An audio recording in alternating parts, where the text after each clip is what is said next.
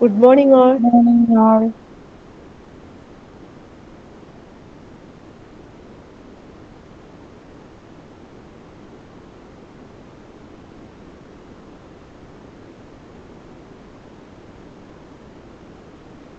Good morning. Good morning, ma'am. Good morning, ma'am. Morning, ma'am. Morning.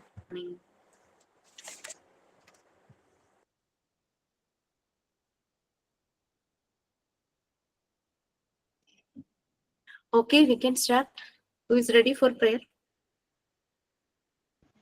Good morning, ma'am. ഞാനാണ് പറയാറ്. There shall be showers of blessing. This is the promise of love. There shall be seasons refreshing, sent from the Savior above. Showers of blessing, showers of blessing we need. Mercy drops round us are falling, but for the showers we plead. Mercy drops round us are falling, but for the showers we plead.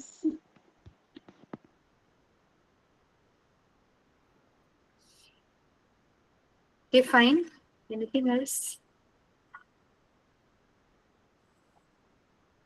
Yes, please.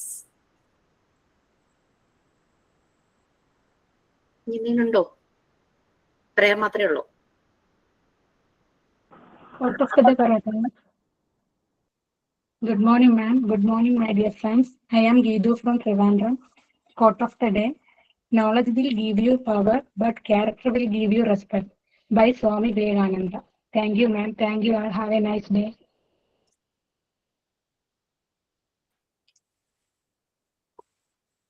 Okay, what's next? Signing ആരുടെയോ message കണ്ടുള്ളൂ. Sign in ആരോ.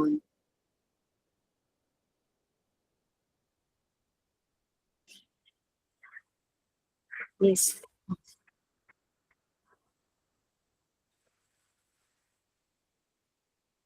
ക്ലാസ്സിലൊക്കെ join ആയിട്ടില്ലേ?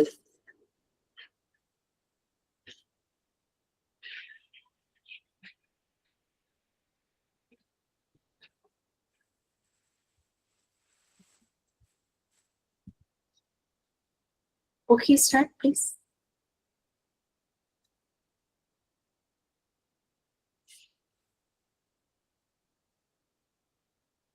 Join ആയിട്ടില്ല തോന്നുന്നു. Okay, Anu, you can do, and in between, let us hope Uma will join soon. Ah, yes, she's here. Okay, please.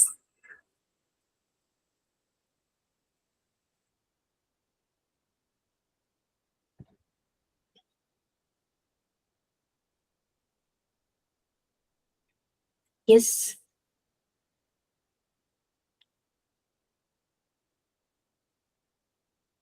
Yes, what happened? Yeah. ഉമ്മയില്ലേ? ഉമ്മയുടെ മെസ്സേജോ കണ്ടതുപോലെ തോന്നിയില്ല. Uma Sajeev yes ma'am എന്നൊരു message ഉണ്ടല്ലോ. So I think she is here. Please please please.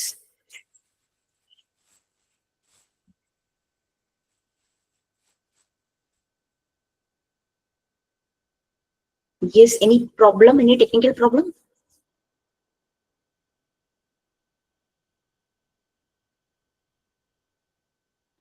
പറയണോ അപ്പം? ഉമ്മ വന്നില്ല? Okay, you can start. Let her do afterwards. ഞാനൊരെണ്ണം നേരത്തെ എഴുതി വെച്ചിരുന്നതാണ്. വേണേന്ന് അത്ര പ്രിപ്പയർ അല്ല. ജീവിതം മനസ്സിലാക്കാൻ ഒരു ഗുരുവിനോട് വന്ന് ചോദിച്ച ചോദ്യമാണ്. ഗുരു അയാളോട് പറഞ്ഞ 3 സ്ഥലങ്ങൾ സന്ദർശിക്കാനാണ്. ഒന്നാമത്തേത് ഒരു ഹോസ്പിറ്റലിലായിരുന്നു. കേൾക്കുന്നുണ്ടോ മാം?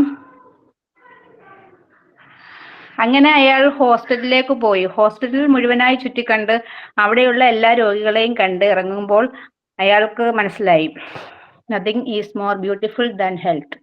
ആരോഗ്യത്തെക്കാൾ മനോഹരമായിട്ട് മറ്റൊന്നും തന്നെ ഈ ജീവിതത്തിൽ ഇല്ല. ഹോസ്പിറ്റലിൽ നിന്ന് നേരെ അയാൾ ഗുരു പറഞ്ഞ രണ്ടാമത്തെ സ്ഥലമായ ജയിലിലേക്ക് പോയി. എന്നയാൾ താൻ അനുഭവിച്ചുകൊണ്ടിരിക്കുന്ന സ്വാതന്ത്ര്യത്തിന്റെ ശ്വാസം ഉള്ളിലേക്ക് വലിച്ചെടുത്തുകൊണ്ട് ഗുരു പറഞ്ഞ മൂന്നാമത്തെ സ്ഥലമായ സെമിത്തേരിയിൽ ലക്ഷ്യമാക്കി അയാൾ നടന്നു. അവിടെ അയാൾ റിയലൈസ് ചെയ്യുകയായിരുന്നു, that life is worth nothing. ജീവിതം ഒന്നുമല്ല. Thank you. ഞാൻ അത്ര ഇതായിട്ടല്ലായിരുന്നു.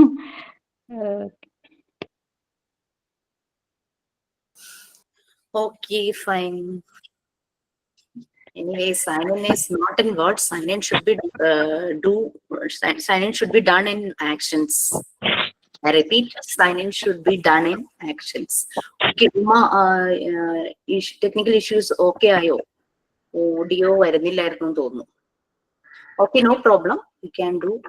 ഞാൻ പറഞ്ഞതിൽ കുറച്ചുകൂടെ ഒക്കെ പറയാനുണ്ടായിരുന്നു. പെട്ടെന്നായപ്പോ ഒരു കിട്ടിയില്ല. No problem. ആക്ച്വലി ഞാൻ ഇവിടെ ഭയങ്കര ഡിസ്റ്റർബ് ആയിരുന്നു. എന്റെ ലാപ്ടോപ്പ് മുഴുവനും ഉറുമ്പ്, കുഞ്ഞു ജീവിയാണെങ്കിലും ഈ ലാപ്ടോപ്പ് നശിപ്പിക്കാൻ അത് തന്നെ ധാരാളം. എങ്ങനെ ഉറുമ്പ് വന്നു മനസ്സിലാവുള്ള. ഓക്കെ, എനിക്കൊരു പേടി. തുറന്നു കഴിഞ്ഞപ്പോഴേക്കും ഉറുമ്പ് എങ്ങനെയോ വന്നു. അതിന് കീപാഡ് അങ്ങനെ തിന്നാൻ ഭയങ്കര ഇഷ്ടം. കീപാഡ് പോയാൽ പോയില്ലേ. Okay, fine, we can start. Where V?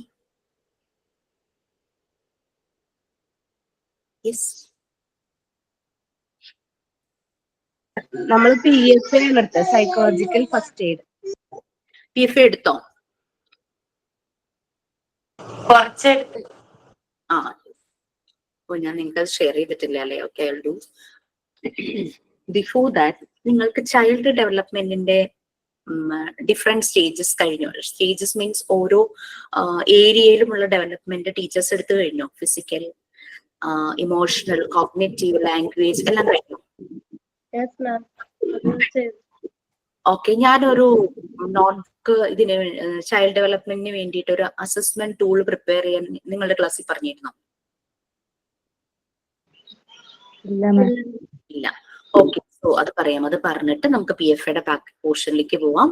Assessment tool, അതായത് നമ്മളുടെ മുന്നിൽ വരുന്ന കുട്ടികൾക്ക് എന്തെങ്കിലും ഡിഫോമിറ്റീസ് ചെറിയ ഗ്രേഡിലായിരിക്കാം, ചിലപ്പോ വലിയ ഗ്രേഡിലായിരിക്കാം, നമുക്ക് അഡ്രസ് ചെയ്യാനായിട്ട് പറ്റണം അല്ലെ? അല്ലെങ്കിൽ കാരണം അഡ്രസ് ചെയ്ത് നമ്മൾ വേറൊരാൾക്ക് ഗൈഡ് ചെയ്യണം അവരെ. അതാണ് വേണ്ടത്. അപ്പൊ അതിന് പറ്റുന്ന തെറാപ്പിസ്റ്റിന് ഗൈഡ് ചെയ്യാനായിട്ട് പാരന്റ്സിന് ഹെൽപ്പ് ചെയ്യാൻ നമ്മൾക്ക് പറ്റണം. കാരണം കൊച്ചു കുട്ടികളാണ് നമ്മളുടെ അടുത്തേക്ക് വരുന്നത്. നമ്മുടെ വീട്ടിലും ഉണ്ടാകാം, ചുറ്റുപാടും ഉണ്ടാകാം. നമ്മൾ വർക്ക് ചെയ്യാൻ പോകുന്നിടത്ത് കൊച്ചു കുട്ടികളെ ഹാൻഡിൽ ചെയ്യാനായിരിക്കണം. നിങ്ങൾ ചെയ്യേണ്ടത് എന്താണെന്ന് വെച്ച് കഴിഞ്ഞാൽ, ഒരു നോട്ട്ബുക്ക്, ഭയങ്കര വലിയ നോട്ട്ബുക്ക് ഒന്നും വേണ്ട, പുതിയൊരു നോട്ട്ബുക്ക് തന്നെ വാങ്ങണം കേട്ടോ. അല്ലെങ്കിൽ ഒരു ഡയറി ആയാലും മതി. ഒന്നും എഴുതാത്തതായിരിക്കണം. അതിനെ 4 ഈക്വൽ പാർട്സ് ആയിട്ട് ഡിവൈഡ് ചെയ്യുക. 4 ഈക്വൽ പാർട്സ് ആയിട്ട് ഡിവൈഡ് ചെയ്തിട്ട് മറിയ മോണ്ടെസോറി കുട്ടികളുടെ ഗ്രോത്തിനെ 2 സ്റ്റേജ് ആയിട്ട് ഡിവൈഡ് ചെയ്തിട്ടുണ്ട്. നമ്മൾ നെക്സ്റ്റ് പാർട്ട് 3 ഇത് പഠിക്കാൻ പോവുകയാണ്. പക്ഷെ അതിന് മുമ്പ് നിങ്ങളത് പ്രിപ്പയർ ചെയ്ത് വെക്കുവാണെങ്കിൽ എളുപ്പമായിരിക്കും. ഇത് അസൈൻമെന്റോ ഒന്നുമല്ല, സബ്മിറ്റ് ചെയ്യാനുള്ളതോ ഒന്നുമല്ല. It's for your self growth, നിങ്ങളുടെ തന്നെ വളർച്ചയ്ക്ക് വേണ്ടുന്നതാണ്. കാരണം മോണ്ടിസോറി കോഴ്സ് പഠിച്ചു, എനിക്ക് സർട്ടിഫിക്കറ്റ് കിട്ടി, I got 5 marks, so I will be easily get in any of the schools എന്നുള്ള ഒരു തോട്ട് അല്ല നമുക്ക് വേണ്ടത്. ഞാൻ ആ ജോബിലേക്ക് ആയി കഴിഞ്ഞാൽ how I can help the kids, അതുപോലെ തന്നെ അവരുടെ family, how I can make them more productive. അതാണ് നമ്മുടെ ലക്ഷ്യം. ഓക്കെ, അവരെ നല്ല പ്രൊഡക്റ്റീവ് ആക്കി മാറ്റാൻ എനിക്ക് എന്ത് ചെയ്യാൻ പറ്റും? സോ അവരുടെ, നമ്മൾ സൈക്കോളജിയിൽ പഠിച്ചു, ചൈൽഡ് സൈക്കോളജിയുടെ ഇമ്പോർട്ടൻസ്, നമ്മുടെ മുന്നിൽ വരുന്ന കുട്ടികളുടെ ബിഹേവിയർ മനസ്സിലാക്കണം. അതിന് വേണ്ടിയിട്ടാണ് ചൈൽഡ് സൈക്കോളജി നമ്മൾ മനസ്സിലാക്കുന്നതെന്ന് നമ്മൾ പറഞ്ഞു. എഡ്യൂക്കേഷണൽ സെറ്റിംഗ്സിൽ അതിന്റെ ഇമ്പോർട്ടൻസ് അതാണ്. Okay, fine. അപ്പം നിങ്ങൾ ചെയ്യേണ്ടത് ഒരു നോട്ട്ബുക്ക് വാങ്ങുക. ഭയങ്കര വലിയ നോട്ട്ബുക്ക് ഒന്നും വേണമെന്നില്ല. ഇനി അഥവാ ആയാലും പ്രശ്നമൊന്നുമില്ല, അല്ലെങ്കിൽ ഒരു ഡയറി ആയാലും മതി. പക്ഷെ ഒന്നും എഴുതാത്തതായിരിക്കണം. ഞാൻ പറയുന്ന കാര്യങ്ങളല്ലാതെ വേറൊന്നും അതിലേക്ക് കുത്തിക്കുറിക്കുകയോ ചെയ്യരുത്. ഈ നോട്ട്ബുക്കിനെ 4 ഈക്വൽ പാർട്സ് ആക്കി മാറ്റും. മറിയ മോണ്ടിസോറി കുട്ടികളുടെ ഡെവലപ്മെന്റിനെ 2 സ്റ്റേജസ് ആയിട്ടാണ് ഡിവൈഡ് ചെയ്തിരിക്കുന്നത്. ഒന്ന് ചൈൽഡ്ഹുഡും 2 അഡൾട്ട്ഹുഡും. ഇത് നമുക്ക് പാർട്ട് 3 പഠിക്കാനുണ്ട്. അപ്പോ എന്നിട്ട് 2 സ്റ്റേജ് ആയിട്ട് ഡിവൈഡ് ചെയ്തിട്ടുണ്ട്. ചൈൽഡ്ഹുഡ് എന്ന് പറയുന്നത് ബർത്ത് തുടങ്ങി, അതായത് 0 ഇയേഴ്സ് തുടങ്ങിയിട്ട് 12 ഇയേഴ്സ് വരെയാണ് ചൈൽഡ്ഹുഡ്. ടീനേജിന്റെ വാതിൽപ്പടി എത്തി നിൽക്കുന്ന സമയം വരെ, തുടങ്ങി ആ ഒരു 12 ഇയേഴ്സ് വരെ. അഡൾട്ട്ഹുഡ് എന്ന് പറഞ്ഞു കഴിഞ്ഞാൽ പീക്ക് ടീനേജ് ഉൾപ്പെടെ ഒരു യങ് മാൻ അഡൾട്ട് ആകുന്ന വരെയുള്ള സമയം, അതായത് 12 ഇയേഴ്സ് തുടങ്ങി 24 ഇയേഴ്സ്. 24 ഇയേഴ്സ് മീൻസ് ഒരു മനുഷ്യന്റെ ബ്രെയിൻ പൂർണ്ണമായും ഡെവലപ്പ് ആകുന്ന ഒരു ഏജ് ആണ് 24 ഇയേഴ്സ്. ആള് മെച്യൂരിറ്റിയിലേക്ക് പൂർണ്ണമായും എത്തുന്ന ഒരു ഏജ്. ബ്രെയിനിന് 2 പാർട്സ് ആണ്, ഇമോഷണൽ സൈഡും ഇന്റലക്ച്വൽ സൈഡും. ആ ഇമോഷണൽ സൈഡും ഇന്റലക്ച്വൽ സൈഡും നല്ല രീതിയിൽ ഡെവലപ്പ് ആകുന്നു. അതിനുശേഷമുള്ള ഡിസിഷൻ മേക്കിംഗ് ഒന്നും റോങ് ആവില്ല എന്നാണ് പറയുന്നത്.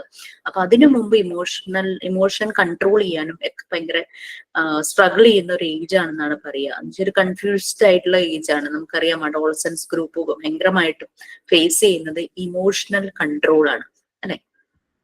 അങ്ങനെയൊക്കെ വരുമ്പോഴാണ് കൂടുതലും കൗമാരക്കാർക്കിടയ്ക്ക് ഭയങ്കര പ്രശ്നങ്ങൾ, പ്രണയ നൈരാശ്യം, അതുമൂലം ഉണ്ടാകുന്ന ഡിപ്രഷൻ, അതുമൂലം ഉണ്ടാകുന്ന വയലൻസ്, അതുമൂലം ക്രൈംസ് ചെയ്യുന്നു, പിന്നെ അല്ലെങ്കിൽ വേറെന്തെങ്കിലും സബ്സ്റ്റൻസുമായിട്ട് അട്രാക്റ്റഡ് ആയി ആ ഒരു റോങ് വേയിലേക്ക് പോകുന്നു. അങ്ങനെ പല കാര്യങ്ങളും നടക്കുന്നത് അവരുടെ അഡോളസൻസ് ആ ഒരു പ്രായത്തിലായിരിക്കും.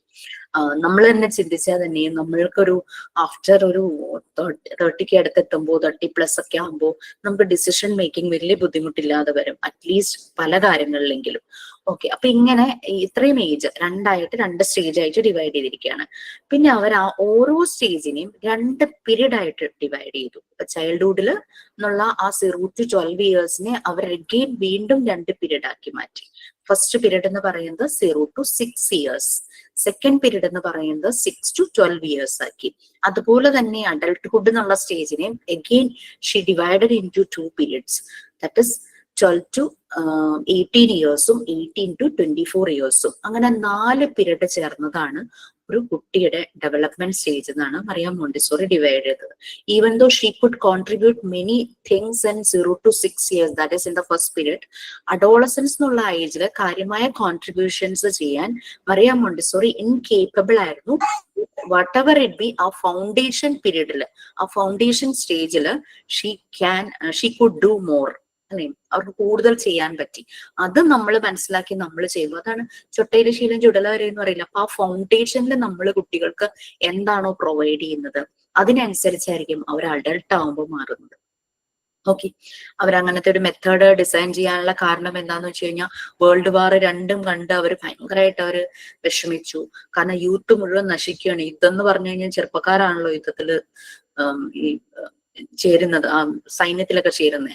അപ്പൊ ആ യൂത്ത് മുഴുവൻ നശിക്കുകയാണ്. ഒന്നുമില്ലെങ്കിൽ അവര് ഹാൻഡിക്യാപ്ഡ് ആവുന്നു, പിന്നീടുള്ള ലൈഫ് മുന്നോട്ട് പോകാൻ സ്ട്രഗിൾ ചെയ്യുന്നു, അല്ലെങ്കിൽ മരിച്ചു പോകുന്നു. ഇതാണ് ഈ ഒരു യുദ്ധം വരുമ്പോൾ സംഭവിക്കുന്നത്. പിന്നെ വേൾഡ് വാർ എന്നൊക്കെ പറയുന്നത് ഒരാഴ്ചയോ 2 ആഴ്ചയോ നീണ്ടു നിന്ന യുദ്ധങ്ങളല്ല, നിങ്ങൾക്കറിയാം. മാസങ്ങളോളം നീണ്ടു നിന്ന യുദ്ധങ്ങളായിരുന്നു. പല കൺട്രികൾക്കും അതുമൂലം നാശനഷ്ടങ്ങളേ ഉണ്ടായിട്ടുള്ളൂ. പലർക്കും ഫാമിലി നഷ്ടപ്പെട്ടു, കുട്ടികൾ അനാഥരായി, അവിടെ എന്താ പറയാ പട്ടിണി, അങ്ങനെ ഭയങ്കര ഷെൽട്ടർ നഷ്ടപ്പെട്ടു. അങ്ങനത്തെ ഒത്തിരി പ്രശ്നങ്ങളൊക്കെയാണ്. ഇപ്പോഴും പലയിടത്തും യുദ്ധം നടക്കുമ്പോൾ അതിന്റെയൊക്കെ ഒരു ആഫ്റ്റർ എഫക്റ്റ് ഭയങ്കര എക്കണോമിക് സ്റ്റാറ്റസിനെ തന്നെ വല്ലാതെ ബാധിക്കും, അല്ലെ? വർഷങ്ങൾ. യെസ്. അപ്പൊ അങ്ങനെ ബുദ്ധിമുട്ടുകൾ കണ്ടപ്പോഴാണ് ഇവർ ഇങ്ങനെ ഒരു കാര്യം അപ്പൊ അവര് ചിന്തിച്ചു. നമ്മൾ പറയില്ലേ, അത് പ്രായമായ ആൾക്കാർ പറഞ്ഞു കേട്ടിട്ടില്ലേ, കതിരിന്മേൽ പോയി വളം വെച്ചിട്ട് കാര്യമില്ല എന്ന്. അപ്പൊ യൂത്തിനെ അവെയർ ചെയ്തിട്ട് കാര്യമില്ല എന്ന് അവർക്ക് മനസ്സിലായി. യുദ്ധം എന്നുള്ളത് മനസ്സിലേക്ക് വരാതെ മനസ്സ് മുഴുവനും സ്നേഹം, സന്തോഷം, സമാധാനം, സാഹോദര്യം, പീസ്, ഹാർമണി, ബ്രദർഹുഡ്, ലവ്, ഇതൊക്കെ വരുന്ന ഒരു കമ്പാഷൻ, എംപതി ഒക്കെ വരുന്ന ഒരു ജനറേഷനെ ഡെവലപ്പ് ചെയ്യുവാണെങ്കിൽ നമ്മളുടെ യൂണിവേഴ്സ്, അവരുടെ നാട്ടിൽ മാത്രമല്ല നോക്കിയത്, ഓൾ ഓവർ ദ വേൾഡ് അത് ചെയ്യണം. അതിന് വേണ്ടിയിട്ടാണ് അവർ ഈ മെത്തേഡ് ഡിസൈൻ ചെയ്യുന്നത്. ശരിക്കും പറഞ്ഞു കഴിഞ്ഞാൽ ആക്ച്വലി ഇവർ ഈ മെത്തേഡ് ടെക്നിക്കൽ സൈഡിലായിരുന്നു ആദ്യം ഇവർ പഠിച്ചത്, മീൻസ് ഒരു എഞ്ചിനീയറിംഗ് ഫീൽഡ് പോലുള്ള സൈഡിലായിരുന്നു. പക്ഷെ പിന്നീട് അവർക്ക് മനസ്സിലായി അവരുടെ ട്രാക്ക് അല്ല എന്നുള്ളത് മനസ്സിലായി. അവർ മെഡിക്കൽ ഫീൽഡിൽ ചേരുമായിരുന്നു. അപ്പൊ ആ ഒരു കാലഘട്ടത്തില് നമുക്കറിയാം പൊതുവെ പലയിടങ്ങളിലും ഈ സ്ത്രീകൾക്ക് എഡ്യൂക്കേഷൻ അങ്ങനെ കിട്ടാറില്ല. യൂറോപ്യൻ കൺട്രീസിലും അങ്ങനെ ഉണ്ടായിരുന്നു എന്നുള്ളത് കേൾക്കുമ്പോൾ നമുക്ക് ഭയങ്കര ഒരു സർപ്രൈസിങ്. പക്ഷെ ഇവരുടെ അച്ഛനും അമ്മയും ഭയങ്കര സപ്പോർട്ടീവ് ആയിരുന്നു എഡ്യൂക്കേഷന്റെ കാര്യത്തിൽ. അങ്ങനെ അവര് നല്ല രീതിയിൽ പ്രൊമോട്ട് ചെയ്തു. അങ്ങനെയാണ് ഇവര് ടെക്നിക്കൽ ഫീൽഡിൽ നിന്ന് നേരെ പോയിട്ട് മെഡിക്കൽ ഫീൽഡിലേക്ക് നമ്മുടെ MBBS ഇക്വലന്റ് ആയിട്ടുള്ളത് ചേരുന്നത്. അപ്പൊ ഇവര് ചേരുമ്പോൾ ഇവരൊരു ലേഡി മാത്രമേ ഉണ്ടായിരുന്നുള്ളൂ, ബാക്കി മുഴുവനും ജെൻസ് ആയിരുന്നു, നീലായിരുന്നു. അതിന്റെ ചലഞ്ചസ് അവർക്കുണ്ടായിരുന്നു. അപ്പോൾ അനാറ്റമി ലാബിലൊക്കെ അവർ വല്ലാതെ ബുദ്ധിമുട്ടി. കാരണം എന്താണെന്ന് വെച്ചാൽ അനാറ്റമി ലാബിൽ ഇവരുടെ എക്സ്പെരിമെന്റ് എന്ന് പറയുന്നത് കെഡാവർ ആണല്ലോ, മീൻസ് കോപ്സ്, ഡെഡ് ബോഡി. അത് നീക്ഡ് ഡെഡ് ബോഡിയുമായിട്ട് പല രീതിയിലുള്ള എക്സ്പെരിമെന്റ്സ് ആണല്ലോ ഇവർ ചെയ്യുന്നത്, ലാബിൽ അതാണല്ലോ. അപ്പം പലപ്പോഴും ബോയ്സിന്റെ കളിയാക്കല്, കാരണം അവരുടെ മുന്നിൽ നീക്ഡ് ആയിട്ടുള്ള മിക്കവാറും മെയിൽ ബോഡീസ് ആയിരിക്കാം, അല്ലെങ്കിൽ ഫിമെയിൽ ബോഡീസും കാണുമായിരിക്കും. അപ്പൊ അങ്ങനെ നിൽക്കുമ്പോൾ അവർ നല്ല രീതിയിൽ ചലഞ്ചസ് അനുഭവിച്ചിട്ടുണ്ടായിരുന്ന ലേഡിയാണ്. പക്ഷെ അവർ നല്ല രീതിയിൽ തന്നെ അക്കാദമിക് അവർ കംപ്ലീറ്റ് ചെയ്തു. അവർ പിന്നെ സ്പെഷ്യലൈസ് ചെയ്തത് കുട്ടികളുടെ ഡെവലപ്മെന്റ്, കുട്ടികളുടെ ഇതിലായിരുന്നു സ്പെഷ്യലൈസ് ചെയ്തത്. അങ്ങനെ ഇവർക്കൊരു 63-65 ഓളം കുട്ടികളെ കിട്ടി നോക്കാനായിട്ട്. അതായത് സ്പെഷ്യൽ കിഡ്സ് ആയിരുന്നു. അവർക്ക് പല രീതിയിലുള്ള അവരുടെ ഡെവലപ്മെന്റ് പലയിടത്തും ബ്ലോക്ക് ആയിട്ടുള്ള സ്പെഷ്യൽ കിഡ്സ് ആയിരുന്നു. അപ്പോൾ മറിയം മോണ്ടിസോറിക്ക് മനസ്സിലായി കുട്ടികളുടെ ഡെവലപ്മെന്റിന് അവര് വളരുന്ന എൻവിയോൺമെന്റിൽ ചേഞ്ചസ് വരുത്തണമെന്ന് അവർക്ക് മനസ്സിലായി. അങ്ങനെയാണ് അവര് പല രീതിയിലും കുറെ റിസർച്ച് അനാലിസിസ് പലതും അവർ ചെയ്തു. അതിനവരെ ഹെൽപ്പ് ചെയ്തത് ആ കാലഘട്ടത്തിൽ തന്നെ ഉണ്ടായിരുന്ന ചില സൈക്കോ അനാലിസ്റ്റുകളുടെ ഒബ്സർവേഷൻ ആയിരുന്നു about childhood. Sigmund Freud, Jean Piaget, Erik Erikson, Vygotsky, ഇങ്ങനെ വരുന്ന ചില സൈക്കോ അനലിസ്റ്റുകളുടെ കുറെ ഒബ്സർവേഷൻസ് ആയിരുന്നു. നിങ്ങളും അതൊക്കെ ഒന്ന് റീഡ് ചെയ്യുകയാണെങ്കിൽ നല്ലതായിരുന്നു. ഓക്കെ, അപ്പൊ അങ്ങനെ അതവരെ ഒത്തിരി ഹെൽപ്പ് ചെയ്തിട്ടുണ്ടായിരുന്നു കാര്യങ്ങൾ മനസ്സിലാക്കാനായിട്ട്. അവരായിട്ട് തന്നെ ചില ആക്ടിവിറ്റീസ് ഡിസൈൻ ചെയ്തു. Page number I am not telling anything from the PDF. Okay, അപ്പൊ അങ്ങനെ കുറെ ആക്ടിവിറ്റീസ് ആണ് അവർ ഡിസൈൻ ചെയ്തത്. ഞാനൊരു എനിക്കിപ്പോ 47 ഇയേഴ്സ് കഴിഞ്ഞു. അപ്പൊ ഞാൻ ചെറുപ്പത്തിലൊരു 4 ഇയേഴ്സ് 3.5 ഇയേഴ്സിലൊക്കെ ഞങ്ങൾക്ക് അന്ന് ബാലവാടികളായിരുന്നു. അംഗൻവാടി എന്ന് പറയുന്ന പോലെ തന്നെ ബാലവാടി. അവിടെ എന്ന് പറഞ്ഞു കഴിഞ്ഞാല് നമ്മൾക്ക് ആക്ടിവിറ്റീസിനായിട്ട് യൂസ് ചെയ്തിരുന്ന വുഡൻ ബ്ലോക്സ് ആയിരുന്നു കൂടുതലും. അന്നത്തെ കാലഘട്ടത്തിൽ പ്ലാസ്റ്റിക് ടോയ്സ് ഇല്ല, ആർട്ടിഫിഷ്യൽ ആയിട്ടുള്ള ഒരു സാധനവും ഇല്ല. വുഡ് കൊണ്ടുള്ള കുറെ ബ്ലോക്സ്, കുറെ ഷേപ്സ്, ഇത് വെച്ചായിരുന്നു ഞങ്ങളുടെ ബാലവാടിയിൽ കളിച്ചുകൊണ്ടിരുന്നത്. അത് തന്നെയായിരുന്നു. പിന്നെ ഒരു വർഷത്തോളം ബാലവാടിയിൽ പോയിട്ട് പിന്നെ നഴ്സറി എന്നും പറഞ്ഞിട്ട് ഞങ്ങളുടെ വായനശാലയോട് കൂടി ചേർന്നിട്ടുണ്ടായിരുന്നു. അവിടെയും ഇതുപോലെ തന്നെ വുഡൻ ബ്ലോക്സ് ആയിരുന്നു. ഞങ്ങളുടെ എല്ലാ പ്ലേ ഐറ്റംസും ആക്ടിവിറ്റീസ് ചെയ്യുന്നതെല്ലാം വുഡൻ ബ്ലോക്സ് ആയിരുന്നു. ശരിക്കും മോണ്ടിസോറി മെത്തേഡിന്റെ ഒരു ഇമ്പാക്ട് തന്നെയാണ്. Mariam Montessori all over the world ഈ ഒരു മെത്തേഡ് സ്പ്രെഡ് ചെയ്യാനായിട്ട് ട്രാവൽ ചെയ്യുമ്പോൾ അവര് ഗാന്ധിജിയെ കാണുവാനിടയുണ്ടായി. അപ്പൊ ഗാന്ധിജിയോട് ഈ മെത്തേഡിനെ പറ്റി സംസാരിച്ചപ്പോൾ ഗാന്ധിജി ഭയങ്കര ഇൻട്രസ്റ്റ് ആയി. അപ്പൊ അങ്ങനെ ഗാന്ധിജി അന്നത്തെ കാലഘട്ടത്തിലെ എഡ്യൂക്കേഷൻ സിസ്റ്റത്തിൽ ഈ ഒരു മെത്തേഡ് കൊണ്ടുവരാനായിട്ട് മാക്സിമം ശ്രമിച്ചിരുന്നു. അതിന്റെ ഭാഗമായിട്ട് അംഗൻവാടികളിലൊക്കെ ഒരു ചെറിയ രീതിയിലെങ്കിലും മോണ്ടിസോറി മെത്തേഡുകളും അതിന് പറ്റുന്ന കുറച്ച് ടോയ്സും മെറ്റീരിയൽസും ആണ് കാണുന്നത്. അപ്പൊ നിങ്ങൾക്ക് നിങ്ങളുടെ വീട്ടിലെ അമ്മമാരോടോ ആരോടെങ്കിലും ഒക്കെ ചോദിച്ചു കഴിഞ്ഞാൽ അറിയാനായിട്ട് പറ്റും. ഇപ്പോഴത്തെ കാര്യം എനിക്ക് അറിയില്ല കേട്ടോ അംഗൻവാടികളിൽ എങ്ങനെയാണ്. ഇപ്പൊ കുറച്ചുകൂടെ അവർക്ക് പല പല രീതിയിലുള്ള ട്രെയിനിങ് കിട്ടുന്നു. പക്ഷെ എന്നാലും ഒരു മോണ്ടിസോറി മെത്തേഡിന്റെ ഒരു ബേസ് അവിടെ ഉണ്ട്. അപ്പൊ ഇവരിങ്ങനെ ഈ ഒരു മെത്തേഡ് സ്പ്രെഡ് ചെയ്യാനായിട്ട് അപ്പൊ ഈ ഒരു സ്പെഷ്യൽ കിഡ്സ്, അപ്പൊ അവർക്ക് വേണ്ടിയിട്ട് അവർ ചില ആക്ടിവിറ്റീസ് ഡിസൈൻ ചെയ്തു. അപ്പൊ ഈ സ്പെഷ്യൽ കിഡ്സിന്റെ ഒരു പ്രത്യേകത എന്താണെന്ന് വെച്ച് കഴിഞ്ഞാല് ഓരോരുത്തരുടെയും കേപ്പബിലിറ്റി അവരുടെ ഈ ഡിഫോമിറ്റിയുടെ ഗ്രേഡ് അനുസരിച്ചായിരിക്കും. ചിലർക്ക് കാര്യങ്ങൾ തന്നെ ചെയ്യാനായിട്ട് പറ്റും, ചിലർക്ക് ചില കാര്യങ്ങളെ പറ്റുള്ളൂ. ഫിംഗേഴ്സിന്റെ മൂവ്മെന്റ്സ് ഒക്കെ ചിലപ്പോൾ ബുദ്ധിമുട്ടായിരിക്കും, നടക്കാൻ ബുദ്ധിമുട്ടായിരിക്കും. ചില കുട്ടികൾക്ക് ഒന്നും പറ്റാത്തവരും ഉണ്ടാവും. അങ്ങനെ ആണ്. സ്പെഷ്യൽ സ്കൂളിൽ പോയി കഴിഞ്ഞു കഴിഞ്ഞാൽ നമുക്കത് മനസ്സിലാവും. ഓക്കെ, അങ്ങനെ മറിയം മോണ്ടിസോറി അവരിൽ ഈ കാര്യങ്ങൾ ചെയ്തു. ജസ്റ്റ് ശരിക്കും പറഞ്ഞു കഴിഞ്ഞാൽ ഒരു എക്സ്പെരിമെന്റ് ആണെങ്കിലും ഇറ്റ്സ് ഒരു റിസൾട്ട്. ബട്ടണിങ് ഫ്രെയിംസ് ഒക്കെ ഇവിടെയുള്ള ബഡ് സ്കൂളിലുണ്ട് ഈ IS. ഓക്കെ, അപ്പൊ അങ്ങനെ ചെയ്തപ്പോ നല്ല റിസൾട്ട് വന്നു. അപ്പൊ മറിയം മോണ്ടിസോറി ആലോചിച്ചു, ഇതപ്പോ നോർമൽ ആയിട്ടുള്ള കുട്ടികളിലാവുമ്പോൾ റിസൾട്ട് കുറച്ചുകൂടി ഉണ്ടാവുമല്ലോ എന്ന് അവർ ചിന്തിച്ചിരിക്കുമ്പോഴാണ് ഇറ്റലിയിലെ ഒരു സ്ലം ഏരിയ ആയ സാൻ ലൊറൻസോ, അവിടുത്തെ ലോക്കൽ അതോറിറ്റീസ് ഇവരെ കോണ്ടാക്ട് ചെയ്യാണ്. അവിടുത്തെ കുട്ടികൾക്ക് വേണ്ടിയിട്ട് ഒരു ഡേ കെയർ വേണം. കാരണം എന്താന്ന് വെച്ചാൽ സ്ലം ഏരിയ എന്ന് പറയുമ്പോൾ അവിടുത്തെ ലൈഫ് സ്റ്റൈല് നമുക്ക് മനസ്സിലാവും. അവരുടെ hygiene level, social level, life style ഒക്കെ ഭയങ്കര ഒരു താഴെ നിലയിലായിരിക്കും. പലയിടത്തും പ്ലാസ്റ്റിക് ഒക്കെ യൂസ് ചെയ്യാറുണ്ട്. കാരണം വുഡൻ ബ്ലോക്ക് മീൻസ് ഭയങ്കര കോസ്റ്റ്ലി ആണ്. അതുകൊണ്ടാണ് അതിന്റെ ഒരു റിപ്ലിക്ക എന്നുള്ള രീതിയിൽ പ്ലാസ്റ്റിക് ബ്ലോക്കുകൾ പലയിടത്തും ഉപയോഗിക്കുന്നത്. ഓക്കെ, അങ്ങനെ ഈ സ്ലം ഏരിയയിലെ കുട്ടികൾക്ക് വേണ്ടിയിട്ട് ഡേ കെയർ വേണമെന്ന് local authorities, may be mayor ഒക്കെ ആയിരിക്കും പറഞ്ഞു. കാരണം എന്താണെന്ന് വെച്ചാൽ അവിടെ കുട്ടികളുടെ പാരന്റ്സ് രാവിലെ പോയി രാത്രിയൊക്കെ ആകുമ്പോഴായിരിക്കും വരുന്നത്. അവരുടെ ലൈവ്ലിഹുഡ്, ഉപജീവന മാർഗത്തിന് വേണ്ടിയിട്ട് അവർ പല ജോലിക്കൊക്കെ പോകുന്നതായിരിക്കാം ജീവിക്കാൻ വേണ്ടിയിട്ട്. അപ്പൊ ഈ കുട്ടികളെ നോക്കാൻ അവർക്ക് സമയം കിട്ടില്ല. അപ്പൊ ഇവര് പല പല അൺവാണ്ടഡ് ആക്ടിവിറ്റീസിലേക്കൊക്കെ തിരിയും. ഭയങ്കര അജിറ്റേറ്റിംഗ് ആയിരിക്കും, അടികൂടുക, അങ്ങനെയൊക്കെ ഭയങ്കര പ്രശ്നങ്ങൾ വില്ലന്മാരൊക്കെയാണ്. അപ്പൊ അങ്ങനെ വന്നപ്പം ഇവരെ ഒന്ന് പാരന്റ്സ് ജോലിക്ക് പോകുന്ന സമയത്ത് ഇവരെ നോക്കാൻ വേണ്ടിയിട്ട് ഒരു ഡേ കെയർ തുടങ്ങണം. മറിയം മോണ്ടിസോറി കുട്ടികളുടെ കാര്യത്തിൽ കാര്യങ്ങൾ ചെയ്യുന്നുണ്ട്. അങ്ങനെ മറിയം മോണ്ടിസോറി ആദ്യമായി തുടങ്ങിയ മോണ്ടിസോറി സ്കൂളാണ് കാസ ഡെ ബാംബിനി. അവർക്ക് സ്കൂൾ എന്ന് പറയാനോ ക്ലാസ് റൂം എന്ന് പറയാനോ ഇഷ്ടപ്പെട്ടില്ല. കാസ ഡെ ബാംബിനി ഇറ്റാലിയൻ വേർഡാണ്, ചിൽഡ്രൻസ് ഹൗസ് എന്നാണ് അതിന്റെ മീനിങ്. അപ്പൊ അങ്ങനെ സ്റ്റാർട്ട് ചെയ്യുന്നു. അങ്ങനെ കുട്ടികളെ അവിടെ കൊണ്ടുവരുന്നു. ഇനീഷ്യലി ഭയങ്കര അജിറ്റേറ്റിംഗ് ആയിരുന്നു, ഡിസ്ട്രോയിങ് നേച്ചർ ആയിരുന്നു കുട്ടികൾക്ക്. അപ്പോ അവര് അങ്ങനെ തുടങ്ങി. പക്ഷെ ഓരോ ആക്ടിവിറ്റിയും കുട്ടികളുടെ രീതി അനുസരിച്ച് ഓരോ ആക്ടിവിറ്റിയിലേക്ക് ഇവരെ ഡയറക്റ്റ് ചെയ്ത് വിട്ട് കഴിഞ്ഞപ്പോഴേക്കും പതുക്കെ ഇവര് വളരെ ശ്രദ്ധയോടെ ഇരുന്ന് ആ ആക്ടിവിറ്റീസ് ചെയ്യാനായിട്ട് തുടങ്ങി. അതിൽ ഇൻട്രസ്റ്റ് കാണിച്ചു തുടങ്ങി. അങ്ങനെ എല്ലാ ഏരിയയിലും അവർക്ക് മാറ്റം വരാൻ തുടങ്ങി. ഹൈജീൻ, പെരുമാറ്റം, റെസ്പെക്ട്, അങ്ങനെ പല രീതി. അവര് തന്നെ ഡിസിപ്ലിൻ വന്നു, സെൽഫ് ഡിസിപ്ലിൻ, ഓർഡർ, ഒരു സിസ്റ്റമാറ്റിക് ഒരു ഓർഡർ, അതെല്ലാം വന്നു. ഒബീഡിയൻസ്, അനുസരണ ഇല്ലാത്ത കുട്ടികൾ അനുസരണശീലമുള്ളവരായി മാറുവാണ്. അപ്പൊ മോണ്ടിസോറി വിചാരിക്കുകയാണ് ഈ ഒരു കൊച്ചു ഏരിയയിൽ മാത്രം ഇത് ചെയ്യാതെ, അപ്പം അത് ഗവൺമെന്റിന്റെ ശ്രദ്ധയിൽപ്പെട്ടു. അങ്ങനെ അവര് മോണ്ടിസോറി ഇൻവൈറ്റ് ചെയ്യുന്നു. അങ്ങനെ ഇതിങ്ങനെ സ്പ്രെഡ് ആവാൻ തുടങ്ങുവാണ്. അപ്പൊ ആ ഒരു ടൈമിൽ തന്നെയാണ് ഈ മുസോളിനി, ഇറ്റലിയിൽ മുസോളിനിയുടെ ഒരു ഓട്ടോക്രാറ്റിക് റൂളും അതുപോലെ തന്നെ ജർമ്മനിയിലെ ഹിറ്റ്ലറുടെ ഓട്ടോക്രാറ്റിക് റൂളും. അപ്പൊ ആദ്യമൊക്കെ ഇവരിത് അക്സെപ്റ്റ് ചെയ്തെങ്കിലും പിന്നീട് ഇവര് ഇതിനെ പ്രൊഹിബിറ്റ് ചെയ്യാൻ തുടങ്ങി, ഇതിനെ നിർത്തലാക്കാനുള്ള ശ്രമങ്ങൾ തുടങ്ങി. കാരണം അവരുടെ ഉദ്ദേശത്തിന്റെ ജസ്റ്റ് ഓപ്പോസിറ്റ് ആയിരുന്നു മോണ്ടിസോറിയുടെ എയിം. അതായത് ലോകം മുഴുവനും പീസ് ആൻഡ് ഹാർമണി. ഹിറ്റ്ലറിന്റെ മുസോളിനിയുടെ ഉദ്ദേശം പീസ് ആൻഡ് ഹാർമണി ആയിരുന്നില്ലല്ലോ. അവർക്ക് എല്ലാം വെട്ടിപ്പിടിക്കുക, ആളുകളെ കൊന്നൊടുക്കുക, ഇതൊക്കെയാണല്ലോ അവർ ചെയ്തത്. അപ്പൊ അങ്ങനെ തുടങ്ങിയ സ്കൂളുകളെല്ലാം അടച്ചു. ജർമ്മനിയിലേക്കുള്ള എൻട്രി നിഷേധിച്ചു. അങ്ങനെ ഈ ജർമ്മനിയിലും ഇറ്റലിയിലും ഇതങ്ങ് പതുക്കെ ഇല്ലാണ്ടായപ്പോഴേക്കും യൂറോപ്യൻ കൺട്രീസിലും ഇതൊക്കെ സ്പ്രെഡ് ആയി തുടങ്ങിയിരുന്നു. ചില യൂറോപ്യൻ കൺട്രീസിലും ഇതിന്റെ ഒരു ഇമ്പാക്ട് ആയി തുടങ്ങി. അങ്ങനെ ഇവര് ഓൾ ഓവർ ദ വേൾഡ് ഇന്ത്യയിലേക്ക് വരുന്നു. ആ സമയത്ത് ഇന്ത്യയിലേക്ക് വന്ന് ഗാന്ധിജിയോട് ഈ ഒരു കാര്യങ്ങളെല്ലാം പറഞ്ഞു കഴിഞ്ഞപ്പോഴേക്കും ഇത് എന്താ പറയാ അക്സെപ്റ്റബിൾ ആയി. അങ്ങനെ ഇന്ത്യയിൽ അതിന്റെ ഒരു നല്ലൊരു ഇമ്പാക്ട് ഉണ്ടാവുകയാണ് ചെയ്തത്. പിന്നെ പെട്ടെന്ന് തന്നെ തിരിച്ച് ഹിറ്റ്ലറുടെ മുസോളിനിയുടെ കാലം അവിടെ കഴിയുന്നു.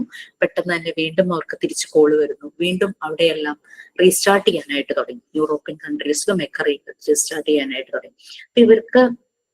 ഇവരുടെ ഉദ്ദേശം എല്ലായിടത്തും മോണ്ടിസോറി ട്രെയിനിങ്ങിന് വേണ്ടിയിട്ടുള്ള ഇൻസ്റ്റിറ്റ്യൂട്ടുകൾ സ്റ്റാർട്ട് ചെയ്യുന്നു. ഇപ്പൊ നിങ്ങൾ പഠിക്കുന്ന പോലെ അങ്ങനെ കുറെ ലേഡീസിനെ ചേർത്തിട്ട്, പൊതുവെ ഫീമെയിലിനാണ് വെച്ചാൽ അവർക്കൊരു ആ മദർഹുഡ്, ഒരു കമ്പാഷൻ, കെയറിങ് ഒക്കെ കൂടുതലാണ് എന്നുള്ള ഒരു ഉദ്ദേശത്തിലായിരിക്കാം ഈ ഒരു ഏരിയയിൽ കൂടുതൽ ലേഡീസിനെയാണ് പ്രിഫർ ചെയ്തത്. അങ്ങനെ ട്രെയിനിങ് ഇൻസ്റ്റിറ്റ്യൂട്ടുകൾ സ്റ്റാർട്ട് ചെയ്തു. പിന്നെ അവരുടെ ജീവിത ലക്ഷ്യം മുഴുവനും ഇതായിരുന്നു. ഇതാണ് പറയാൻ മോണ്ടിസോറി. നിങ്ങൾക്ക് മോണ്ടിസോറി മെത്തേഡ് വേണം എന്ന് പറഞ്ഞത്. മോണ്ടിസോറി അങ്ങനെ ഒരു എൻവയോൺമെന്റ് പ്രിപ്പയർ ചെയ്യുമായിരുന്നു. Class room പോലെയൊന്നുമില്ല.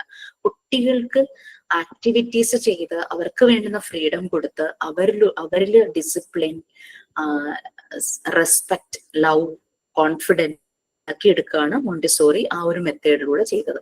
ഇനി നമുക്ക് ആ പാർട്ട് 3 എത്തുമ്പോൾ അത് കൂടുതൽ ഡീറ്റെയിൽ ആയിട്ട് നമുക്ക് അത് ഡിസ്കസ് ചെയ്യാം.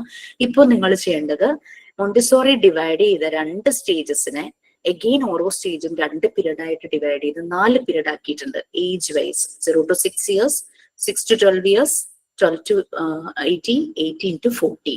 ആ 4 ഏജ് സ്പാൻ നിങ്ങൾ 4 പാർട്ടിലായിട്ട് എഴുതി വെക്കണം. എന്നിട്ട് നിങ്ങൾ പഠിച്ചുവല്ലോ, physical, emotional, language, cognitive development എന്നൊക്കെ പറഞ്ഞ് പഠിച്ചില്ലേ. സോഷ്യോ ഡെവലപ്മെന്റ്, എപ്പൊ കുട്ടി സോഷ്യലൈസ് ചെയ്യുന്നു, എപ്പൊ കുട്ടി മുഖത്ത് നോക്കി ചിരിക്കുന്നു, കുട്ടിയുടെ സെപ്പറേഷൻ ആങ്സൈറ്റി എപ്പോ മാറുന്നു, സ്ട്രേഞ്ചർ ആങ്സൈറ്റി എപ്പോ മാറുന്നു, തന്നെ കാര്യങ്ങൾ എപ്പോ ചെയ്യുന്നു, ചെറിയ ചെറിയ ശബ്ദങ്ങൾ ആദ്യം ഉണ്ടാക്കുന്നു, ഇമിറ്റേറ്റ് ചെയ്യുന്നു, ചിരിക്കുന്നു, അങ്ങനെ ഇങ്ങനെയൊക്കെ കുറെ ചേഞ്ചസ് വന്നുവല്ലോ. പറയണ പോലെ കമിഴുന്നു, തലയുറയ്ക്കുന്നു, മുട്ടിലഴിയുന്നു, നടക്കാൻ ശ്രമിക്കുന്നു, സ്റ്റെപ്പ് കയറുന്നു, പിടിച്ചു നിൽക്കുന്നു, എന്തെങ്കിലും കയ്യിൽ കിട്ടിയാൽ ഹോൾഡ് ചെയ്യുന്നു, അങ്ങനെ കുറെ ചേഞ്ചസ് ഉണ്ട്. നമ്മുടെ വീട്ടിലും അതുപോലെ കുട്ടികളുണ്ടെങ്കിൽ അവരെ നോക്കിയിട്ട് നമുക്ക് ഏജ് വൈസ് കുട്ടിയുടെ ഓരോ ഡെവലപ്മെന്റും നിങ്ങൾ നോട്ട് ചെയ്ത് വെക്കും. നിങ്ങൾക്ക് മനസ്സിലാവുന്ന ചെറിയ ബുള്ളറ്റ് പോയിന്റ്സ് ആയിട്ട് നോട്ട് ചെയ്യാം. നമ്മൾ സ്കൂളിൽ ചെല്ലുമ്പോൾ കുട്ടികളില് പല രീതിയിലുള്ള മാറ്റങ്ങൾ, എല്ലാ കുട്ടികളും ഒരുപോലെയല്ല, യുണീക്കാണ്. പല വ്യത്യാസങ്ങൾ കുട്ടികൾ തമ്മിൽ നമുക്ക് കാണാനായിട്ട് പറ്റും, ഇൻഡിവിജ്വൽ ഡിഫറൻസസ്. അപ്പോൾ അതില് ഏതെങ്കിലും ഒരു കുട്ടി, ഇപ്പൊ 4 വയസ്സുള്ള ഒരു കുട്ടി, ഒരു മോൻ അല്ലെങ്കിൽ ഒരു മോള് നമ്മുടെ മുന്നിൽ എത്തുന്നു. പക്ഷെ ഈ കുട്ടി കാണിക്കുന്നത് 2 വയസ്സിലെ കുട്ടി കാണിക്കുന്ന പോലെയാണ്. സോ അവന്റെ ക്രോണോളജിക്കൽ ഏജ് വന്നിട്ട് 4 ഇയേഴ്സ് ആയിരിക്കും, പക്ഷെ മെന്റൽ ഏജ് അപ്പോഴും 2 വയസ്സിലാണ്. സോ 2 ഇയേഴ്സിന്റെ ഒരു ഡിഫറൻസ് അവിടെയുണ്ട്. സാധാരണ പാരന്റ്സ് അത് ശരിയാവും, കുറച്ചുകൂടെ വലുതാകുമ്പോൾ ശരിയാവും, അങ്ങനെ ഇങ്ങനെ പറഞ്ഞാലും നിങ്ങൾക്ക് ഈ അസസ്മെന്റ് ടൂൾ വെച്ചിട്ട് അസസ് ചെയ്യാൻ പറ്റും. നിങ്ങൾക്ക് വേണമെങ്കിൽ ചെറിയ ചെറിയ ആക്ടിവിറ്റീസ് ഒക്കെ ഉപയോഗിച്ചിട്ട് കുട്ടികളിൽ ആ ഒരു ഇത് ചേഞ്ചസ് വരുത്താൻ പറ്റുന്നുണ്ടോ അങ്ങനെ നോക്കും. ഇപ്പൊ 4 വയസ്സായുള്ള ഒരു കുട്ടി ചിലപ്പോൾ കൗണ്ട് ചെയ്യുമായിരിക്കും, 2 വയസ്സ് ശരിയായ രീതിയിൽ കൗണ്ട് ചെയ്യുമായിരിക്കും. പക്ഷെ 2 ഇയേഴ്സ് ഉള്ള കുട്ടിക്ക് അത് ഭയങ്കര ടഫായിരിക്കാം. ആ കൗണ്ടിങ് ചിലപ്പോൾ ശരിക്കും ഓർഡർ കറക്റ്റ് ആണെന്നില്ല. 1 കഴിഞ്ഞ് 5 പറയാം, അതിന് കഴിയുമ്പോൾ 2 പറയാം, അങ്ങനെ അത് കറക്റ്റ് ആണെന്നില്ല. അപ്പൊ അങ്ങനെ നോക്കുമ്പോൾ 2 ഇയേഴ്സിന്റെ മെന്റൽ ഏജ് 2 ഇയേഴ്സിലാണ് നിൽക്കുന്നത്, അതിന് ഡെവലപ്മെന്റ് വന്നിട്ടില്ല. സോ സംതിങ് ഈസ്, എന്തോ ഒരു കുഴപ്പം അവിടെ ഉണ്ട്. അപ്പൊ നമുക്ക് വേണമെങ്കിൽ പാരന്റ്സിന്റെ ശ്രദ്ധയിൽപ്പെടുത്താം, സീനിയർ ടീച്ചേഴ്സിന്റെ ശ്രദ്ധയിൽപ്പെടുത്താം. എന്നിട്ട് കറക്റ്റ് ആ ഒരു ഏജിൽ കറക്റ്റ് ഒരു ഇന്റർവെൻഷൻ നടന്നാൽ ആ കുട്ടിയുടെ അത് കറക്റ്റ് ചെയ്യാനായിട്ട് പറ്റും. അപ്പൊ അതിനൊരു അവയർനെസ് ശരിക്കും പാരന്റ്സിനും വേണം. ഈ നമ്മൾക്ക് ചെയ്യാൻ പറ്റുന്ന എന്താണെന്ന് വെച്ചാൽ, ഈ കോഴ്സ് അങ്ങ് തീരുമ്പോഴേക്കും I completed my course, I am fit for doing the job എന്നൊക്കെ പറഞ്ഞിട്ടൊരു കോൺഫിഡൻസ് ഒക്കെ നമുക്ക് വരും. ഓക്കെ, ആ കോൺഫിഡൻസ് നല്ലതാണ്. But at the same time I have to update myself, ആ ഒരു ഫീലും നമുക്ക് വരണം. സോ അതിന് ഇങ്ങനെയുള്ള കാര്യങ്ങൾ പഠിക്കണം. Child development, child psychology related ആയിട്ടുള്ള കാര്യങ്ങൾ നിങ്ങൾക്ക് പഠിക്കാം. അപ്പൊ ഒരു ജോബിൽ കയറി ചെറിയൊരു ഇൻകം ഒക്കെ ആകുമ്പോഴേക്കും നല്ല രീതിയിൽ ഇതുപോലെ ക്ലാസ്സസ് ഒക്കെ എടുക്കുന്ന ചിലപ്പോ എന്താ പറയുക ഇൻസ്റ്റിറ്റ്യൂട്ടുകളോ അല്ലെങ്കിൽ നമ്മളുടെ ശ്രദ്ധയിൽപ്പെടും കിട്ടും, ഓൺലൈനായിട്ട് അങ്ങനെയൊക്കെ കൊടുക്കുന്നവരൊക്കെ ഉണ്ടാവും. ഈ കുട്ടികളുടെ ബിഹേവിയർ ഇഷ്യൂസ് മനസ്സിലാക്കാനും അതിനു വേണ്ടിയിട്ട് എന്തെല്ലാം റെമഡിയൽ മെത്തേഡ്സ് സ്വീകരിക്കാന്ന്. അപ്പൊ ചെറിയ ചെറിയ ഇഷ്യൂസ് വരുന്നത് നമുക്ക് തന്നെ ആക്ടിവിറ്റീസ് കൊടുത്ത് നമുക്ക് ക്ലിയർ ചെയ്യാനായിട്ട് പറ്റും. അപ്പൊ നമ്മളൊരു സർട്ടിഫൈഡ് കോഴ്സാണ് എടുക്കുന്നതെങ്കിൽ ഇതുപോലെ ലേണിംഗ് ഡിസബിലിറ്റി അതിന്റെ ടൂൾ ആൻഡ് റെമഡിയൽ മെത്തേഡ് അങ്ങനെ എന്തെങ്കിലും കോഴ്സസ് ഒക്കെ എടുക്കുവാണെങ്കിൽ നമുക്ക് അതിന്റെ സർട്ടിഫിക്കറ്റ് കിട്ടി കഴിഞ്ഞ് കഴിഞ്ഞാൽ പാരന്റ്സ് ഇത് ഭയങ്കരമായിട്ട് പ്രൈവസി ആക്കി വെക്കുന്നത്. കുട്ടിയുടെ ഈ പ്രോഗ്രാം അവർക്കൊരു ക്ലിനിക്കിൽ പോകാനൊക്കെ ഒരു മടിയായിരിക്കും, ഒരു കോൺഫിഡൻഷ്യാലിറ്റിയുടെ ഒരു പ്രശ്നം. ആരെങ്കിലും കണ്ടാലോ എന്റെ കൊച്ചിന് എന്തെങ്കിലും കുഴപ്പമുണ്ടെന്ന് പറഞ്ഞാലോ അങ്ങനെയാകുമ്പോൾ നമ്മളിത് കാലത്ത് അറിയാം എന്നറിഞ്ഞു കഴിഞ്ഞാൽ നമ്മളുടെ വീട്ടിൽ വരും, നമുക്കതൊരു ചെറിയ ഇൻകം സോഴ്സ് ആയിരിക്കും. അതേസമയം അങ്ങനെ തരാൻ കഴിവില്ലാത്തവരെ നമ്മൾ സപ്പോർട്ട് ചെയ്യാൻ വേണം കേട്ടോ. അപ്പൊ ആ രീതിയിൽ നിങ്ങൾക്ക് കൂടുതൽ വളരാനായിട്ട് പറ്റും. ഇങ്ങനെ ഒരു നോട്ട്ബുക്ക് പ്രിപ്പയർ ചെയ്തിരിക്കുക, ഇങ്ങനെ ആ ഒരു ഡെവലപ്മെന്റ് സ്റ്റേജസ് അതിൽ കൊടുക്കുക. ഓക്കെ, ക്ലിയർ ആയില്ലേ? മനസ്സിലായോ എന്താ ചെയ്യേണ്ടതെന്നുള്ളത്? ഇത് നമുക്ക് സബ്മിറ്റ് ചെയ്യാനുള്ള അസൈൻമെന്റോ ആക്ടിവിറ്റിയോ ഒന്നുമല്ല. It's for your growth. ഇത് നിങ്ങളുടെ ഗ്രോത്തിന് വേണ്ടിയിട്ടുള്ളതാണ്. ഓക്കെ, അറ്റ്ലീസ്റ്റ് നമുക്ക് അഡ്രസ് ചെയ്യാനായിട്ട് പറ്റും കുട്ടികളുടെ പ്രോബ്ലം. നമുക്ക് എന്നിട്ട് കറക്റ്റ് ഒരു ഗൈഡൻസ് കൊടുക്കാനായിട്ട് പറ്റും. That's A blessing for them. Okay, so PF അല്ലേ?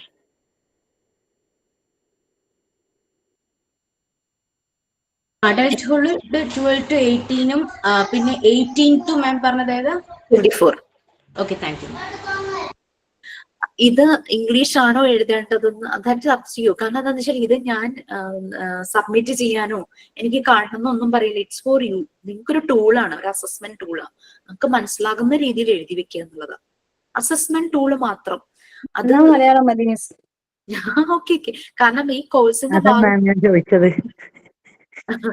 ഈ കോഴ്സിന്റെ ഭാഗമായിട്ടുള്ള കാര്യമല്ല. ഇപ്പൊ ഒരു കുട്ടി നമ്മളുടെ വീട്ടിലുള്ള ഒരു കുട്ടി അല്ലെങ്കിൽ വീട്ടിന് ചുറ്റുമുള്ള കുട്ടി, നമ്മളുടെ റിലേറ്റീവിന്റെ ഒരു കുട്ടിയെ നിങ്ങൾ കാണുന്നു, ഒരു എക്സ്ന്നോ വൈന്നോ അവന് പേര് കൊടുക്കുക. ഈവൻ പേര് പോലും നിങ്ങൾ അതിൽ സ്പെസിഫൈ ചെയ്യണ്ട. ആരെങ്കിലും എടുത്ത് വായിച്ചു നോക്കി എന്റെ കൊച്ചിനെ പറ്റി അല്ലെങ്കിൽ ആ കുട്ടിയെ പറ്റി എന്തിനിങ്ങനെ എഴുതി വെച്ചു, അങ്ങനെ ഒരു ചോദ്യം വരണ്ടല്ലോ. XY വട്ടവർ എടുത്തു, പക്ഷെ XY എന്നുള്ളത് ആരാന്ന് നമ്മൾ അറിഞ്ഞിരുന്നാൽ മതി.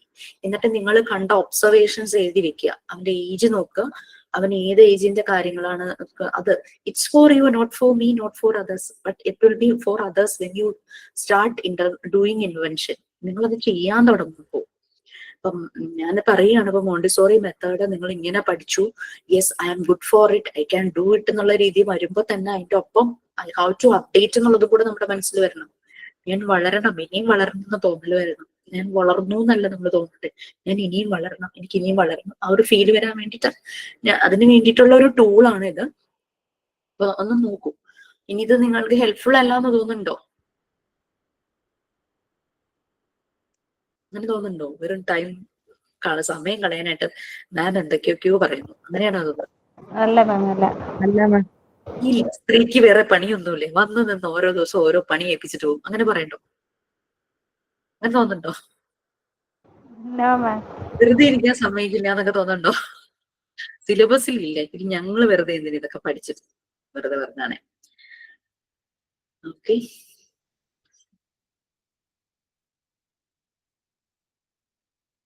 മറിയ മോണ്ടിസോറി ഒന്നും ആവാൻ പറ്റിയില്ലെങ്കിലും we can do more within our limitations.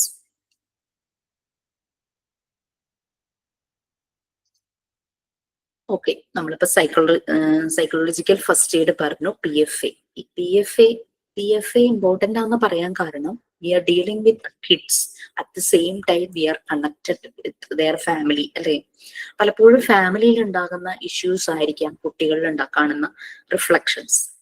അത് അവരെ വല്ലാണ്ട് കുട്ടികളോട് സംസാരിച്ച് വരുമ്പോഴാണ് നമുക്ക് എന്താ പറയാ, നമുക്ക് ഇത്രയും ഇതിലൂടെ കടന്നു പോകുന്ന മക്കളാണോ ഇത് എന്നൊരു ഫീല് വരുന്നത്.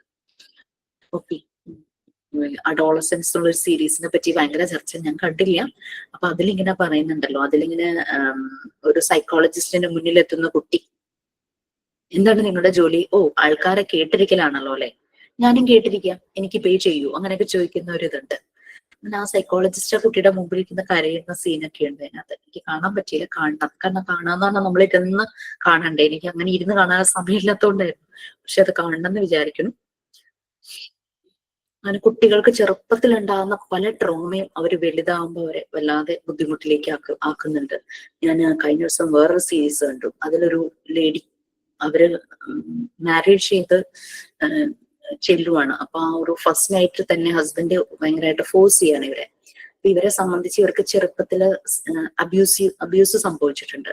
അതിന്റെ ഒരു ട്രോമ ഇവർക്ക് മനസ്സിലുണ്ട്. ഭയങ്കര പേടിയാ, ഭയങ്കര പേടി എന്ന് പറഞ്ഞു കഴിഞ്ഞാൽ ഭയങ്കര പേടി. അപ്പൊ അത് കാരണം അവർക്ക് അവർ അങ്ങനെ എന്താ പറയാ, ഒരു ജസ്റ്റ് ലൈക്ക് ഒരു ഡെഡ് ബോഡി ആ ഒരു രീതിയിൽ അവർക്ക് ഒരു ഫീലും വരുന്നില്ല. അങ്ങനെ ഡിവോഴ്സിലേക്ക് ചെല്ലുവാണ് അവരുടെ മാരേജ് റിലേഷൻ. ഇവർ ആക്ച്വലി ഒരു പോലീസാണ്. അപ്പൊ ഇവരെ അണ്ടർ കവർ ഓപ്പറേഷന് വേണ്ടിയിട്ട് ഡിപ്പാർട്ട്മെന്റിൽ നിന്ന് ഇവരെ സെലക്ട് ചെയ്യുക, അവരെ വിളിക്കുക. ബട്ട് ഇവർക്ക് ഭയങ്കര പേടിയാണ്. അപ്പൊ ഈ മാരേജ് ചെയ്ത ആള് ഇവരെ പറയുന്നത്, നീ സ്ത്രീയല്ല പുരുഷനാണ്, അതുകൊണ്ടാണ് നീ ഇങ്ങനെ എന്നുള്ള രീതിയിൽ പറയാം. അപ്പൊ ഇവർക്ക് സ്വയം തോന്നുക ഞാൻ കാരണം അവർക്കൊരു സ്ത്രീക്ക് ഉണ്ടാകുന്നതായ യാതൊരു ഫീലോ ഒന്നും അവർക്ക് തോന്നുന്നില്ല ഒരു പുരുഷന്മാരെ കാണുമ്പോൾ. അപ്പൊ അവർക്കും തോന്നുക ഞാൻ ട്രാൻസ് അങ്ങനെ എന്തെങ്കിലും പെട്ടതായിരിക്കും തോന്നുവാണ്. അപ്പൊ ഇവരെ അണ്ടർ കവർ ഓപ്പറേഷന് വേണ്ടിയിട്ട് പോലീസിന് സെലക്ട് ചെയ്യുമ്പോൾ ഇവര് ശരിക്കും ഒരു പ്രോസ്റ്റിറ്റ്യൂട്ടിന്റെ റോൾ എടുത്തിട്ട് വേണം ഈ അണ്ടർ കവർ ഓപ്പറേഷന് പോകാനായിട്ട്. ഡ്രഗ്സ് മാഫിയയെ പിടിക്കുക എന്നുള്ളതാണ്. ഈ ഡ്രഗ്സ് മാഫിയ പലപ്പോഴും ലേഡീസിനെ അവർക്ക് ആവശ്യമായിട്ട് വരുമല്ലോ. അപ്പൊ അങ്ങനെയാണ് ഇവരെ പ്രോസ്റ്റിറ്റ്യൂട്ടിന്റെ റോൾ എടുത്ത് ഇവർ ആ മാഫിയയുടെ ഭയങ്കര ഒരു ലീഡറിന്റെ അടുത്ത് ചെല്ലുവാണ്. പക്ഷെ അയാള് ഭയങ്കര ഇവരെ കെയർ ചെയ്യുന്നു. അയാൾക്കറിയില്ല ഇവര് പോലീസാണെന്നുള്ളത് അറിയില്ല. പക്ഷെ കോൾ ഗേൾ ആണെന്നുള്ള രീതി ആണെങ്കിലും ഇയാൾ ആ ലേഡിയെ വളരെയധികം കെയർ ചെയ്യുമ്പോൾ അവർക്ക് ആദ്യമായിട്ടൊരു പുരുഷന്റെ ഒരു റെസ്പെക്റ്റും കെയറും സ്നേഹവും കിട്ടുകയാണ്. അപ്പൊ അവർക്കുള്ള ആ ഒരു ഫീല് വരിക. അപ്പൊ അങ്ങനെ അവർക്ക് മനസ്സിലാവുകയാണ് ഇറ്റ്സ് നോട്ട് മൈ ഫോൾട്ട് എന്നുള്ളത് അവർക്ക് മനസ്സിലാവുക. ഹസ്ബൻഡ് അങ്ങനെ അവരെ ജഡ്ജ് ചെയ്തെങ്കിലും ഇത് എന്റെ ഫോൾട്ട് അല്ല എന്നുള്ളത് അവർക്ക് മനസ്സിലാവുകയാണ്. പക്ഷെ പറ്റുന്ന എന്താന്ന് വെച്ച് കഴിഞ്ഞാല് അവര് കൂടുതൽ ഇതുപോലുള്ള ആക്ടിവിറ്റീസിലേക്ക് മാറും. അവരെ എന്ത് റോളാണോ അണ്ടർ കവർ ഓപ്പറേഷന് വേണ്ടിയിട്ട് പോലീസ് ഏൽപ്പിക്കുന്നത്, അവര് പിന്നെ അങ്ങനെയായി മാറിത്തീരുന്ന ഒരു ആ രീതിയിലേക്ക് ആ ലേഡി മാറുന്നതായിട്ടാണ് അതിനകത്ത് കാണിക്കുന്നത് കേട്ടോ. അപ്പൊ അതാണ് പറയുന്നത്, ആ ഒരു ചൈൽഡ്ഹുഡ് ട്രോമയിൽ നിന്ന് അവര് സ്വയം ഇൻസൾട്ടഡ് ആവുകയാണ്. എനിക്ക് അതിനുള്ള കഴിവില്ല, ഞാനൊരു സ്ത്രീ അല്ല എന്നുള്ളത്. ഈവൻ അവർക്കൊരു സിസ്റ്റർ ഉണ്ട്, അത് ഭയങ്കര ബ്യൂട്ടിഫുൾ ആണ് കാണാൻ. അപ്പൊ എന്തുകൊണ്ടാണ് മാരേജ് റിലേഷൻഷിപ്പ് ബ്രേക്ക് ആവുന്നുള്ളത് ഫാമിലിയും വിചാരിച്ചിരിക്കുന്നത് ഇവർക്ക് അതിനുള്ള കഴിവില്ല എന്നുള്ളത് കൊണ്ടാണ് ഫാമിലി വിചാരിച്ചിരിക്കുന്നത്. അപ്പൊ അങ്ങനെ ഇവരുടെ മുമ്പിലൊക്കെ പ്രൂവ് ചെയ്ത് കാണിക്കാൻ വേണ്ടിയിട്ട് ഇവര് ഈ ആക്ടിവിറ്റീസിലേക്ക് ഭയങ്കരമായിട്ട് ഇൻവോൾവ് ആയി മാറി ശരിക്കും ഒരു പ്രോസ്റ്റിറ്റ്യൂട്ടിനെ പോലെ ആയി മാറുന്നതായിട്ടുള്ള കാണും. ശരിക്കും അവരുടെ ആ ചൈൽഡ്ഹുഡ് സമയത്ത് അവർക്ക് നല്ല രീതിയിലൊരു സപ്പോർട്ട് അവരുടെ ഫാമിലിയിൽ നിന്നോ അവരുടെ പീർ ഗ്രൂപ്പിൽ നിന്നോ കിട്ടിയിരുന്നെങ്കിൽ ഒരു പക്ഷേ അവരുടെ ലൈഫ് ഇങ്ങനെ അത്ര സ്പോയിൽ ആവില്ലായിരുന്നു. അതൊരു കഥയാണ്. പക്ഷെ ഞാൻ പറയാം, വാശിക്ക് അവർ ചെയ്യുക, ആ ആക്ടിവിറ്റീസിലേക്ക് അവർ ഭയങ്കരമായിട്ട് വാശിക്ക് ഇൻവോൾവ് ആവുക. കാരണം അത്രയും വർഷം ആളുകൾ she's not fit for that, she's not like a woman എന്നുള്ള രീതിയിൽ പറഞ്ഞപ്പോ വാശിക്ക് അവര് ഈ ഒരു ആക്ടിവിറ്റീസിലേക്ക് പോകുന്നതായിട്ടാണ് അതിൽ കാണുന്നത്. കാണാൻ ഇച്ചിരിയൊക്കെ ബുദ്ധിമുട്ടൊക്കെയുള്ള ഒരു സീരീസ് ആണ്, പക്ഷെ എന്നാൽ അതിന്റെ ഒരു മെസ്സേജ് അതായിരുന്നു. ആ ചൈൽഡ്ഹുഡ് ട്രോമയാണ് അവരെ അങ്ങനെ ആക്കിയെടുത്തത്. അപ്പൊ നമ്മള് PFA സൈക്കോളജിക്കൽ ഫസ്റ്റ് എയ്ഡ്, അതിന്റെ ആവശ്യം അത് കുട്ടികളിൽ മാത്രമല്ല, സംടൈംസ് അവരുടെ പാരന്റ്സിനും വേണ്ടി വരും. സംടൈംസ് ലൈക്ക്, കാരണം പലപ്പോഴും ഈ കുട്ടികളുടെ പ്രശ്നങ്ങൾ പറഞ്ഞ് പാരന്റ്സ് സംസാരിച്ചു തുടങ്ങുമ്പോഴേക്കും, പ്രത്യേകിച്ചും മദേഴ്സ് കേട്ടോ, അവർ പിന്നെ കരയാൻ തുടങ്ങും. അവർ വീട്ടിലെ പ്രോബ്ലംസ് അതിന് പറയണത്. അവിടെ കുട്ടിയുടെ പ്രോബ്ലം ഒന്നുമല്ല, കുട്ടി ആ പ്രോബ്ലത്തിലേക്ക് എത്താൻ കാരണം ഇത് ഈ പറയണ പോലെ സെക്കൻഡ്,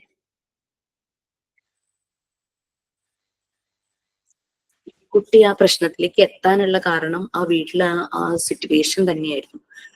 ഓക്കെ, അപ്പൊ നമ്മൾ PFA നല്ല രീതിയിൽ നമ്മൾ ട്രെയിൻ ചെയ്യുവാണെങ്കിൽ എന്തെല്ലാം PFAയിൽ നോക്കണം, നമ്മൾ എങ്ങനെ പ്രൊവൈഡ് ചെയ്യണം, നമ്മുടെ മുന്നിൽ എത്തുന്ന ആളോട് നമ്മൾ എങ്ങനെയാണ് അവരെ ഡീൽ ചെയ്യേണ്ടതെന്ന് മനസ്സിലാക്കി കഴിഞ്ഞു കഴിഞ്ഞാൽ definitely we can support them. Okay, നമ്മള് സൈക്കോളജിക്കൽ ഫസ്റ്റ് എയ്ഡിൽ തീംസ് പറഞ്ഞു അല്ലെ, 7 തീംസ് ആണ് മെയിൻ ആയിട്ടും സൈക്കോളജിക്കൽ ഫസ്റ്റ് എയ്ഡിലുള്ളത്. നമ്മൾ ശരിക്കും പറഞ്ഞു കഴിഞ്ഞാൽ അവർക്ക് പ്രാക്ടിക്കൽ കെയർ ആൻഡ് സപ്പോർട്ടാണ് പ്രൊവൈഡ് ചെയ്യേണ്ടത്. പിന്നെ അവരുടെ നീഡ്സും അവരുടെ കൺസേണും നമ്മൾ അസസ് ചെയ്യണം. എന്താണ് അവരുടെ ആവശ്യങ്ങൾ, കുറെ കാശ് കൊടുത്തിട്ട് ഒന്നും കാര്യമില്ല, അവരുടെ നീഡ്സും കൺസേൺസും അസസ് ചെയ്യണം. ബേസിക് നീഡ്സ് ആദ്യം അവർക്ക് പ്രൊവൈഡ് ചെയ്യുക. കാരണം അവർക്ക് ജീവിച്ചു നിൽക്കാൻ അല്ലെങ്കിൽ പിടിച്ചു നിൽക്കാനുള്ള basic needs four shelter, water, food, പിന്നെ ഇൻഫർമേഷൻ റിഗാർഡിങ് എനിത്തിങ്, അങ്ങനെയുള്ള കാര്യങ്ങൾ.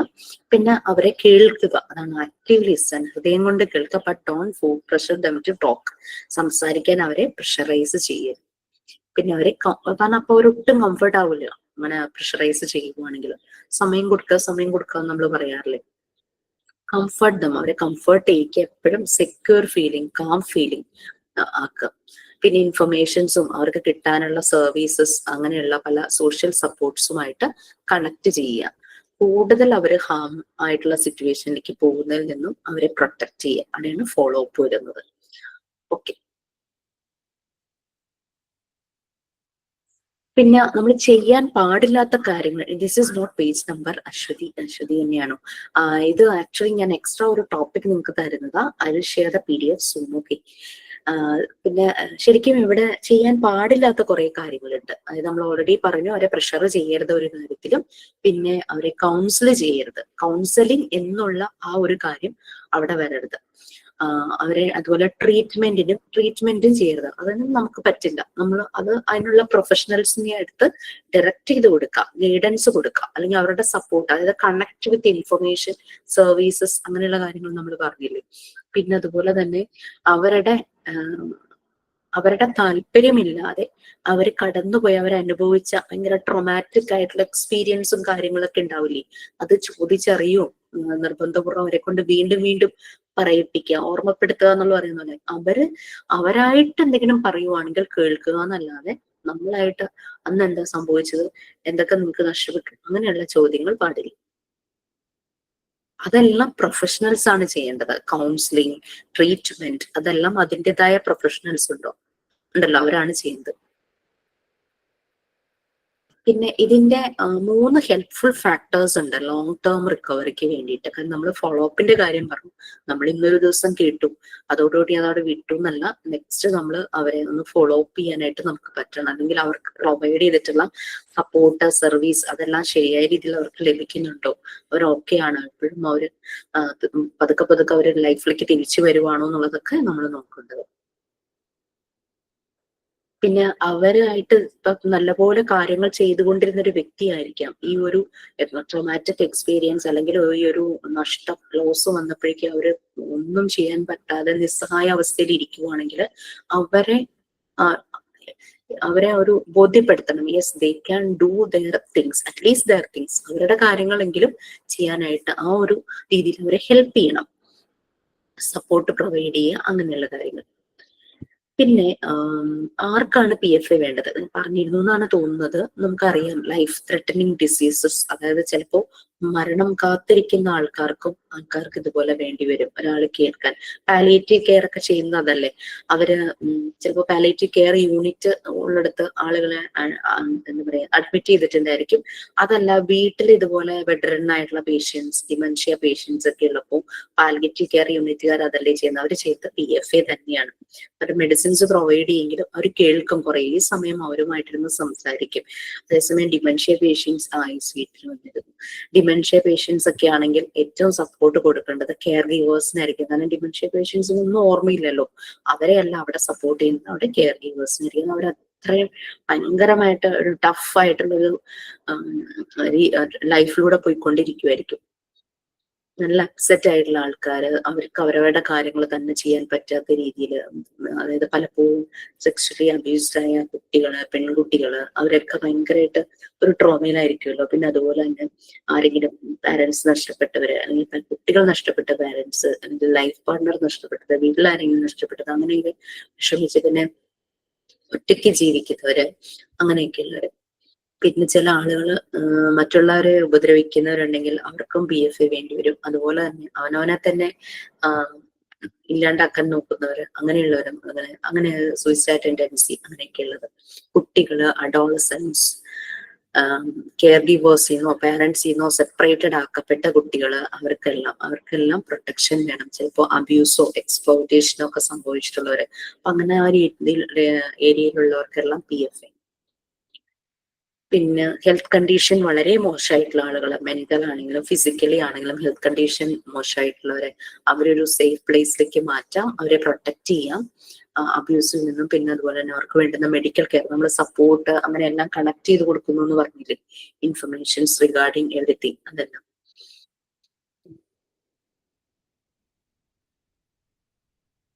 പിന്നെ സംടൈംസ് നമുക്കറിയാലോ, ചിലപ്പോൾ എന്തെങ്കിലും ഇത് ഇപ്പൊ യുദ്ധമൊക്കെ നടക്കുന്ന സമയത്ത്, അല്ലെങ്കിൽ ഇതുപോലെ ഏതെങ്കിലും ഒരു നാച്ചുറൽ കലാമിറ്റീസ് ആണെങ്കിലും, റിയോട്ട്സ് ഒക്കെ ആണെങ്കിലും, എന്തെങ്കിലുമൊക്കെ ഒരു ലഹളയൊക്കെ നടക്കുമ്പോൾ, റിലീജിയസ് ആയിട്ടുള്ള എന്തെങ്കിലും ഇഷ്യൂസ് ഒക്കെ വരുമ്പോൾ ചില സമയത്ത് ആളുകളെ പ്രൊട്ടക്ട് ചെയ്യേണ്ടതായിട്ട് വരും. അപ്പൊ അങ്ങനെ ഒരു ഗ്രൂപ്പ് ഓഫ് ആളുകളെയൊക്കെ ചിലപ്പോൾ പ്രൊട്ടക്ട് ആയിട്ട് വരും, അതൊക്കെ PFAയിൽ വരും.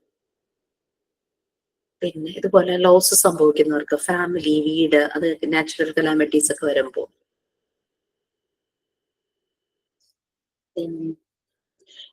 അവര് ഇങ്ങനെ PFA ആവശ്യമുള്ള ആളുകളെ എങ്ങനെ നമുക്ക് തിരിച്ചറിയാൻ പറ്റും? അപ്പൊ അവരുടെ ഒരു സിംറ്റംസ്, ഒരു ഫിസിക്കൽ സിംറ്റംസ് നമുക്കറിയാം. നമ്മളുടെ ഫാമിലിയിൽ ആരെങ്കിലും നഷ്ടപ്പെട്ടു, ആരെങ്കിലും ഡെത്ത് ആവുകയാണെങ്കിൽ നമ്മൾ എന്തുകൊണ്ടാണ് അവിടേക്ക് ചെല്ലുന്നത്? നമ്മളുടെ ഒരു സപ്പോർട്ട് അവിടെ വേണമെങ്കിൽ അത് അവർക്ക് പ്രൊവൈഡ് ചെയ്യാൻ, അല്ലെ? ഒരു മെന്റൽ സപ്പോർട്ട്.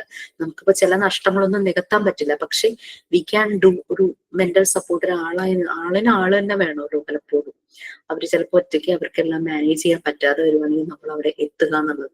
സോ നമ്മൾ ശരിക്കും PFA ഒന്നും പഠിച്ചിട്ടല്ലല്ലോ ഇതൊന്നും ചെയ്യുന്നത്. അതൊക്കെ നമ്മളുടെ ഒരു ഉള്ളിലുള്ള ഒരു കെയറിങ്, ആ ഒരു കമ്പാഷൻ, എമ്പതി ഒക്കെ ഉള്ളത് കൊണ്ടാണ് നോക്കുന്നത്. അപ്പൊ ഇങ്ങനെയുള്ളവർ കാണിക്കുന്ന ഒരു സിംറ്റംസ്, ഈ ഒരു ഭയങ്കര ട്രോമയോ അല്ലെങ്കിൽ ഭയങ്കര വിഷമോ ഒക്കെ അനുഭവിക്കുന്നവർ കാണിക്കുന്ന ഒരു സിംറ്റംസ് എന്ന് പറഞ്ഞു കഴിഞ്ഞാൽ ഭയങ്കരമായിട്ട് അവരിങ്ങനെ വിറച്ചുകൊണ്ടിരിക്കും, ഷേക്കിങ്. നമ്മൾ കണ്ടിട്ടില്ലേ കുട്ടികളൊക്കെ ഇങ്ങനെ അബ്യൂസ് ഒക്കെ നേരിടുമ്പോൾ ഒരു മുട്ട് ഇങ്ങനെ കൈ വെച്ചിട്ട് ഇങ്ങനെ അവരിങ്ങനെ വിറയ്ക്കുന്നതാണ്, ഷേക്കിങ്. പിന്നെ ഹെഡ് ഏക്ക് ഉണ്ടാകും, പിന്നെ എപ്പോഴും ടയേർഡ് ആയിട്ട് അവർ ഫീൽ ചെയ്യും, കാരണം ശരിയായിട്ട് അവർ ഇൻടേക്ക് ചെയ്യില്ല ഫുഡ്. പിന്നെ അവരുടെ വിശപ്പ് നഷ്ടപ്പെടും, ലോസ് ഓഫ് ആപ്പറ്റൈറ്റ്. പിന്നെ പല രീതിയിലുള്ള പെയിൻസ്, ഇപ്പോൾ ഫിസിക്കലി അബ്യൂസ് ആണെങ്കിലും മെന്റലി അബ്യൂസ് ആണെങ്കിലും അവർക്ക് ബോഡിയിൽ പലയിടത്തും പെയിൻ ആയിരിക്കും. പിന്നെ ചിലപ്പോ ഭയങ്കര ഉറക്കക്കരയും, ചിലപ്പോ ഇങ്ങനെ തേങ്ങിക്കരയും, പിന്നെ ഭയങ്കര സങ്കടമായിരിക്കും, ഡിപ്രഷനിലായിരിക്കും. പിന്നെ ആ ഒരു ഗ്രീഫ്, ദുഃഖം ഇങ്ങനെ എപ്പോഴും ഉണ്ടായിരിക്കും. പിന്നെ ഒരു ആങ്സൈറ്റി ഉണ്ടാകും, ഫിയർ ഉണ്ടാകും, പേടിയായിരിക്കും. പിന്നെ അവർക്ക് പേടി, ഇനിയും എന്തൊക്കെയോ ബാഡായിട്ട് സംഭവിക്കാൻ പോകും, എന്തൊക്കെയോ എന്നെ ആരോ ഉപദ്രവിക്കാൻ വരുന്നു, അല്ലെങ്കിൽ എനിക്ക് എന്തെങ്കിലും ഇനി വീണ്ടും സംഭവിക്കും, അങ്ങനെയുള്ളത്. പിന്നെ ഇൻസോംനിയ, ഉറക്കക്കുറവ്, പിന്നെ ദുസ്വപ്നങ്ങൾ കാണുക, പിന്നെ എപ്പോഴും ഇറിറ്റേഷൻ, ഒരു ആങ്കർ, ദേഷ്യം, അതൊക്കെ കാണിക്കാം. പിന്നെ ചില സമയത്ത് കുറ്റബോധം, ഗിൽറ്റ്, ഷെയിം.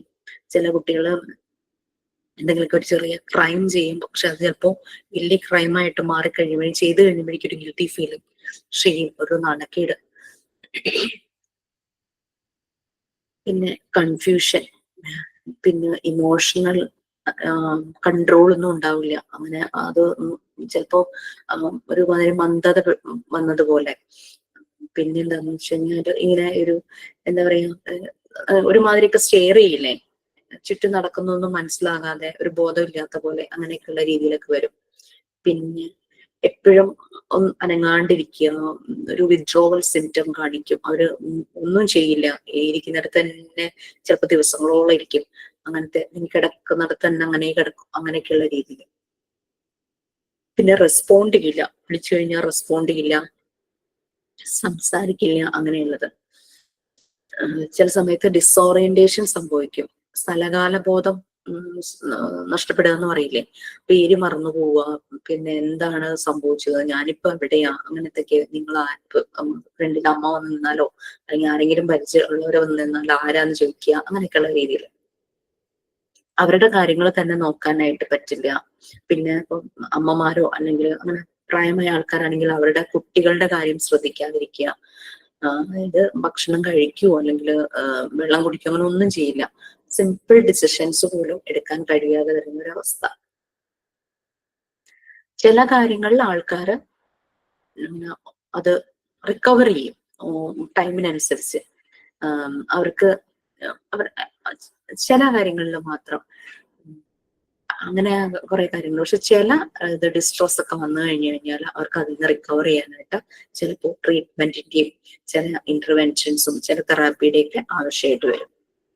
ഇവരെ ഒറ്റയ്ക്കാക്കിയിട്ട് പോകരുതെന്നാണ് പറയുന്നത്. ഇങ്ങനെയുള്ള ആൾക്കാരെ ഒരിക്കലും ഡോണ്ട് ലെറ്റ് ദം അലോൺ, ആ ഒരു രീതിയിൽ അവരെ എപ്പോഴും ശ്രദ്ധിക്കണം, ഒരു ശ്രദ്ധ വേണം അവർക്ക്. ഇപ്പം ഈ ചിലർക്ക് എന്താ പറയാ, കുട്ടികളെ നഷ്ടപ്പെടുമ്പോഴേക്കും പറയില്ലേ, എപ്പോഴും ആരെങ്കിലും കൂടെ വേണം, ഒന്ന് ശ്രദ്ധിക്കണം, അങ്ങനെ ഇങ്ങനെയൊക്കെ പറയാറുണ്ടല്ലോ.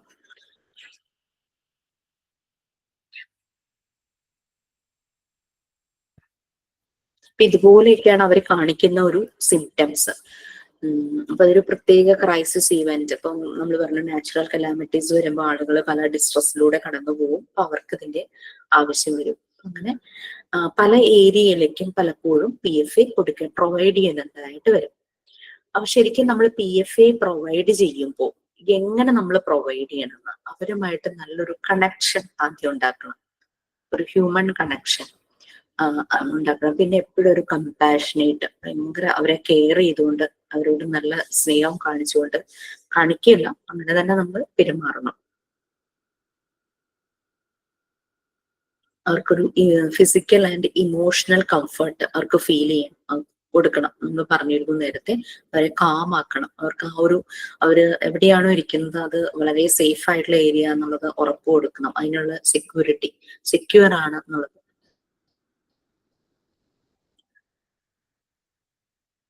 പിന്നെ അവരോട് അവർക്ക് എന്തെല്ലാമാണ് ആവശ്യങ്ങള് അത് പറയാൻ പറ്റുമെങ്കിൽ പറയാ, അല്ലെങ്കിൽ നമ്മൾ ചോദിക്കുക ഇതെല്ലാം വേണോ, അങ്ങനെയുള്ള രീതിയിൽ അവരുടെ നീഡ്സ് മനസ്സിലാക്കിയിട്ട് പെരുമാറുക എന്നുള്ളത്.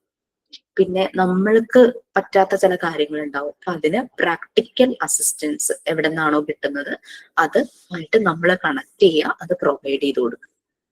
ഫോർ എക്സാമ്പിൾ, വെള്ളപ്പൊക്കത്തിലുള്ള സർട്ടിഫിക്കറ്റ്സ് മുഴുവൻ പോയി ഭയങ്കര ഡിപ്രഷനിൽ ഒരു കുട്ടി കിടക്കുന്നു. അപ്പൊ അത് റിട്രീവ് ചെയ്തെടുക്കാനായിട്ട് ആരെയാണ് കണക്ട് ചെയ്യേണ്ടത്, എങ്ങനെ ചെയ്താൽ അത് പെട്ടെന്ന് കിട്ടും, അപ്പൊ ആ രീതിയിലുള്ള പ്രാക്ടിക്കൽ അസിസ്റ്റൻസ് പ്രൊവൈഡ് ചെയ്യാനായിട്ട് നമുക്ക് പറ്റും. പിന്നെ അത് ആധാരം നഷ്ടപ്പെട്ടു പോയി, അപ്പൊ അതിനനുസരിച്ച് താലൂക്കിലോ വില്ലേജിലോ എങ്ങനെയാണോ അതിന്റെ ഫോർമാലിറ്റീസ് ചെയ്യേണ്ടത് അത് കണക്ട് ചെയ്ത് കൊടുക്കുക. അപ്പൊ എല്ലാ കാര്യവും നമുക്ക് പ്രൊവൈഡ് ചെയ്യാൻ പറ്റില്ല, പക്ഷെ അവരുടെ ചില നീഡ്സിന് ഉള്ള പ്രാക്ടിക്കൽ അസിസ്റ്റൻസ്, അതിന് വേണ്ടുന്ന ഇൻഫർമേഷൻസ്, അതിന് വേണ്ടുന്ന ആളുകളുമായിട്ട് കണക്ട് ചെയ്ത് കൊടുക്കാം. അതിന് വേണ്ടുന്ന ഇൻഫർമേഷൻസ് എല്ലാം കൊടുക്കുക. പിന്നെ നമ്മളുടെ അവൈലബിലിറ്റി, ലൈക്ക് നമുക്കിപ്പോ അവരെ കാണാൻ, നമ്മളൊരു സോഷ്യൽ വർക്ക് പോലെ ചെയ്യുവാണ്, നമുക്ക് അവരെ കാണാൻ പോകുന്നത്, നമ്മൾ ഏതെങ്കിലും ഒരു ടീമിന്റെ കൂടെയാണ് പോകുന്നതെങ്കിൽ ഞാൻ ഇനി നെക്സ്റ്റ് ഡേ വരാം, നമ്മളുടെ ഒരു അവൈലബിലിറ്റി അത് ഉറപ്പാക്കുക. അവരെ കാം ചെയ്യിക്കുക, അവരുടെ ഡിസ്ട്രെസ് റെഡ്യൂസ് ചെയ്ത് കൊണ്ടുവരിക, അവരെ സേഫ് ആക്കി വെക്കുക, സെക്യൂർ ആക്കി വെക്കുക. പിന്നെ സംഭവിച്ചു പോയത് അതിനെപ്പറ്റി അവര് തന്നെ മനസ്സിലാക്കിക്കോളും. ഇങ്ങനെ ഒരു വെള്ളപ്പൊക്കം വന്നു, നമ്മളിപ്പോ ആരും ഒന്നും ചെയ്തിട്ടാവില്ല. അപ്പൊ അത് ഉൾക്കൊള്ളാനായിട്ട് അവരെ നമ്മളൊന്ന് പ്രാപ്തരാക്കുക എന്ന് പറയില്ലേ. പിന്നെ അവരുടെ തന്നെ ഓൺ സ്ട്രെങ്ത്തും എബിലിറ്റീസും അവർ മനസ്സിലാക്കിക്കുക. ഇപ്പൊ നല്ല വർക്ക് ചെയ്യുന്ന ഒരാൾ, അല്ലെങ്കിൽ ഒരു സിംഗർ ആയിരിക്കാം, അല്ലെങ്കിൽ ഒരു സ്പോർട്സിൽ നല്ല ഇതുള്ള ഒരാളായിരിക്കാം. ഇത് സംഭവിച്ചു കഴിഞ്ഞപ്പോൾ അവർക്ക് പിന്നെ ഒന്നും ചെയ്യാൻ പറ്റാത്ത ഒരു അവസ്ഥയിലേക്ക് വരുമ്പോൾ അവരുടെ സ്ട്രെങ്ത് മനസ്സിലാക്കിക്കുക.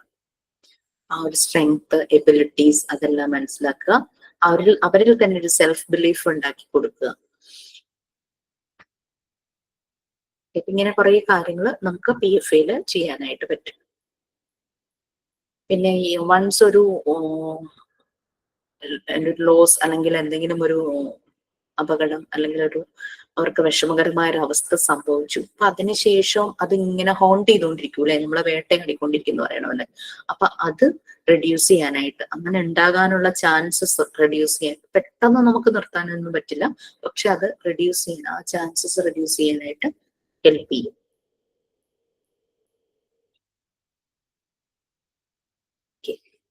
പിന്നെ ഗുഡ് കമ്മ്യൂണിക്കേഷൻ ഇതിന്റെ ഒരു മെയിൻ ഇമ്പോർട്ടന്റ് ആയിട്ടുള്ള കാര്യമാണ്. അവരെ നല്ലപോലെ കേൾക്കുക, അവരെന്താണോ പറയുന്നത് അത് ആ സ്റ്റോറി നല്ലപോലെ കേൾക്കുക. അതാണ്. പിന്നെ ടേബിളായിട്ടൊക്കെ നമുക്ക് തന്നിട്ടുണ്ട്, നമ്മൾ ചെയ്യേണ്ടതും ചെയ്യാൻ പാടില്ലാത്ത കാര്യങ്ങൾ, ഡൂസ് ആൻഡ് ഡോൺസ് എന്ന് പറഞ്ഞ് തന്നിട്ടുണ്ട്. നമ്മൾ എപ്പോഴും അവരോട് ഓണസ്റ്റ് ആൻഡ് ട്രസ്റ്റ് വർത്തി ആയിരിക്കുക. ആ റിലേഷൻഷിപ്പ്, നമ്മളൊരാളെ ഹെൽപ്പ് ചെയ്യാനായിട്ട് പോവുകയാണ്, പക്ഷെ അത് വെച്ചിട്ട് അവരെ എക്സ്പ്ലോയിറ്റ് ചെയ്യരുത്, ദുരുപയോഗം ചെയ്യരുത്. പിന്നെ നമുക്ക് നമ്മളുടേതായ അഭിപ്രായവും മുൻവിധികളൊക്കെ ഉണ്ടാവും, അതൊന്നും ഇവരുടെ മുന്നിൽ വെച്ച് കാണിക്കരുത്. ആ രീതിയിൽ ഒരിക്കലും അവരോട് പെരുമാറരുത്. പിന്നെ അവരോട് അതിന് പകരമായിട്ട് ക്യാഷ്, ഇത് ഞാൻ നിങ്ങളുടെ PDF-ലുള്ള ഒന്നുമല്ല പറയുന്നത്, എക്സ്ട്രാ ഒരു ടോപ്പിക് എടുക്കുന്നതാണ്. പേജ് നമ്പർ കുറെ വെച്ച് വയ്ക്കും. അപ്പൊ അവരോട് ഒരിക്കലും, ഇതിന്റെ ഡീറ്റെയിൽസ് ഞാൻ അയച്ചു തന്നേക്കാം, അവരോട് ഒരിക്കലും അതിന് ഫേവർ ആയിട്ട് എന്തെങ്കിലും ഉപകാരമോ ക്യാഷ് ആയിട്ടോ ഒന്നും തിരിച്ച് റിട്ടേൺ ആയിട്ട് ചോദിക്കരുത്, അവരെ ഹെൽപ്പ് ചെയ്തേന്. ഓക്കെ. പിന്നെ ചില സമയത്ത് ചിലര് ഭയങ്കര അജിറ്റേറ്റഡ് ആയിട്ട് പെരുമാറും, എനിക്ക് നിങ്ങളുടെ സഹായം ഒന്നും വേണ്ട എന്നൊക്കെ പറഞ്ഞ് നമ്മളോട് ഭയങ്കര റൂഡായിട്ട് പെരുമാറും. കാരണം അത് അവരുടെ ആ മാനസികാവസ്ഥ കൊണ്ടായിരിക്കാം.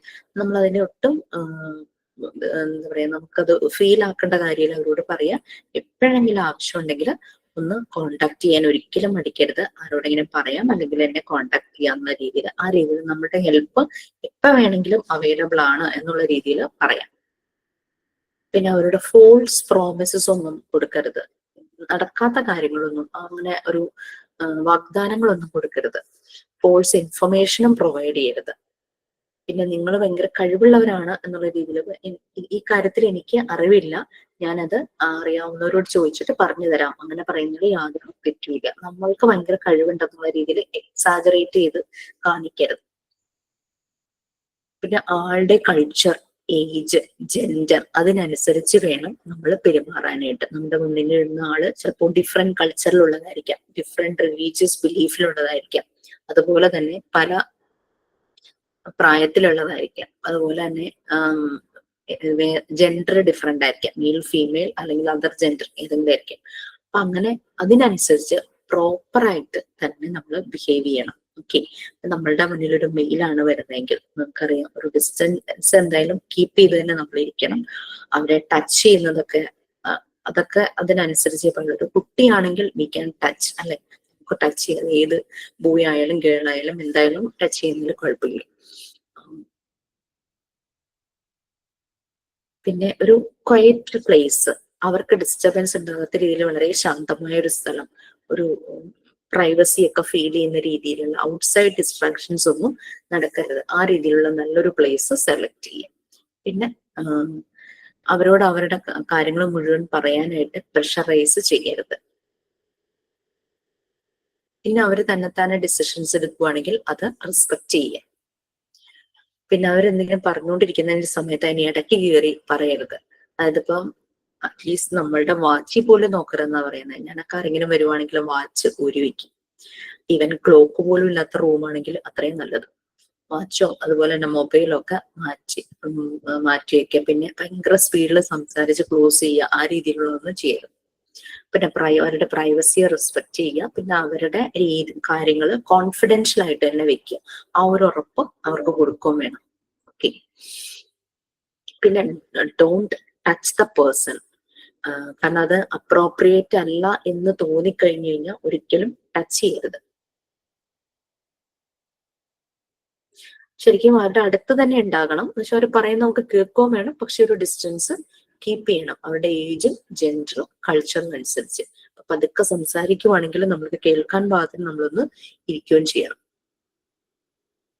പിന്നെ അവർ ചെയ്ത കാര്യങ്ങളെ അല്ലെങ്കിൽ അവർ ചെയ്യാത്ത കാര്യങ്ങളെ നമ്മൾ ഒരിക്കലും ജഡ്ജ് ചെയ്യരുത്. പിന്നെ അവർക്ക് ചിലപ്പോൾ ഭയങ്കര വിഷമം ഉണ്ടായിരിക്കാം ആ ഒരു കാര്യത്തിൽ. അങ്ങനെ വിഷമിക്കേണ്ട ആവശ്യമൊന്നുമില്ല. അങ്ങനെയൊന്നും ഒരിക്കലും പറയരുത്. നിങ്ങൾ രക്ഷപ്പെട്ടില്ല, അതോർത്ത് നിങ്ങൾ സന്തോഷിക്കുക. അങ്ങനെയുള്ള യാതൊരു കമന്റ്സും പറയാൻ പാടില്ല. അവർക്ക് മനസ്സിലാവണം നമ്മൾ കേൾക്കുവാണ് അവരെ എന്നുള്ളത്. അല്ലാണ്ട് നമ്മൾ ഡിസ്ട്രാക്റ്റഡ് ആയി അവിടെ ഇവിടെ നോക്കിയിരിക്കുക ആ ഒരു രീതിയിൽ.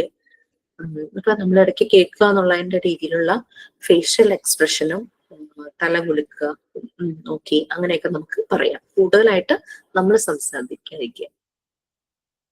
നിങ്ങൾക്ക് അറിയില്ലാത്ത കാര്യങ്ങളെ പറ്റി പറയാതിരിക്കുക. എപ്പോഴും നല്ല പേഷ്യന്റ് ആയിട്ടും കാമായിട്ടും വേണം ഇരിക്കാൻ. പിന്നെ വളരെ ടെക്നിക്കൽ ആയിട്ടുള്ള ടേംസ് ഒന്നും ഉപയോഗിക്കരുത്. നമ്മുടെ മുന്നിൽ ഇരിക്കുന്ന ആളുടെ എഡ്യൂക്കേഷൻ ലെവൽ നമുക്കറിയില്ല. പിന്നെ ഒരിക്കലും അങ്ങനെ ഒരാൾ വരുമ്പോൾ ടെക്നിക്കൽ ടേംസ് യൂസ് ചെയ്ത് അവരെ കൺഫ്യൂസ് ചെയ്യിക്കരുത്. ഹോണസ്റ്റ് ആയിരിക്കണം. നിങ്ങൾക്ക് അറിയുന്ന കാര്യങ്ങൾ മാത്രം അറിയാന്ന് പറയണം, അറിയാത്തത് അറിയില്ല എന്ന് തന്നെ പറയണം. പക്ഷെ ഞാനത് ആരോടെങ്കിലും ചോദിച്ച് മനസ്സിലാക്കി പറഞ്ഞു തരാമെന്ന് തന്നെ പറയണം. പിന്നെ അവരവരുടെ കഥ പറയുമ്പോൾ വേറൊരാളുടെ കഥ പറഞ്ഞാൽ അയാൾ സർവൈവ് ചെയ്തില്ലേ, അങ്ങനെ ഒരു രീതിയിൽ ഒരു കമ്പാരിസൺ സ്റ്റോറി പറയരുത്. അവര് പറയുന്നത് കേൾക്കാന്ന് മാത്രമേ ഉള്ളൂ. പിന്നെ എന്തെങ്കിലും ഇൻഫർമേഷൻ നമുക്ക് പറയാം, അവർക്ക് പറഞ്ഞു കൊടുക്കാൻ ഉണ്ട്, അവർ അതിനെപ്പറ്റി ചോദിക്കുവാണെങ്കിൽ അത് വളരെ സിമ്പിൾ ആയിട്ട് പറയുക. അവർക്ക് മനസ്സിലാകുന്ന രീതിയിൽ സിമ്പിൾ ആയിട്ട് പറയുക. Keep it simple. നിങ്ങളുടെ ട്രബിൾസിനെ പറ്റി പറയരുത്. ഇങ്ങനെ പറയുമ്പോൾ ഞാൻ ഇതുപോലെ കടന്നുപോയി, ഞാൻ ഇത് അനുഭവിച്ചു, ഞാനൊന്നും അങ്ങനെ ചെയ്തു, അങ്ങനെ പറയരുത്. ഓരോരുത്തർക്കും അവരവരുടെ പ്രോബ്ലം, അത് അവരവരുടെ പ്രോബ്ലം തന്നെയാണ്. അത് അവർക്ക് വലുതായിരിക്കും. അവിടെ അവരനുഭവിച്ച അവരനുഭവിച്ച ഫിയർ ഒക്കെ ഡിഫറെന്റ് ആയിരിക്കും. പിന്നെ അവരുടെ ഫീലിങ്സ് നമ്മൾ അക്നോളജ് ചെയ്യുക. അവരിപ്പോ ചിലപ്പോൾ കരയുമായിരിക്കും സംസാരിച്ചുകൊണ്ടിരിക്കുന്ന സമയത്ത്, അത് നമ്മൾ അക്നോളജ് ചെയ്യുക. കരയുന്നത് നമ്മൾ മനസ്സിലാക്കുക, നമ്മളത് ശ്രദ്ധിക്കുന്നുണ്ട്, നമ്മൾക്കും ആ ഒരു നമ്മൾ ഫീൽ ചെയ്യുന്നുണ്ട്, അവരുടെ വിഷമം മനസ്സിലാക്കുന്നുണ്ടെന്നത് അക്നോളജ് ചെയ്യും.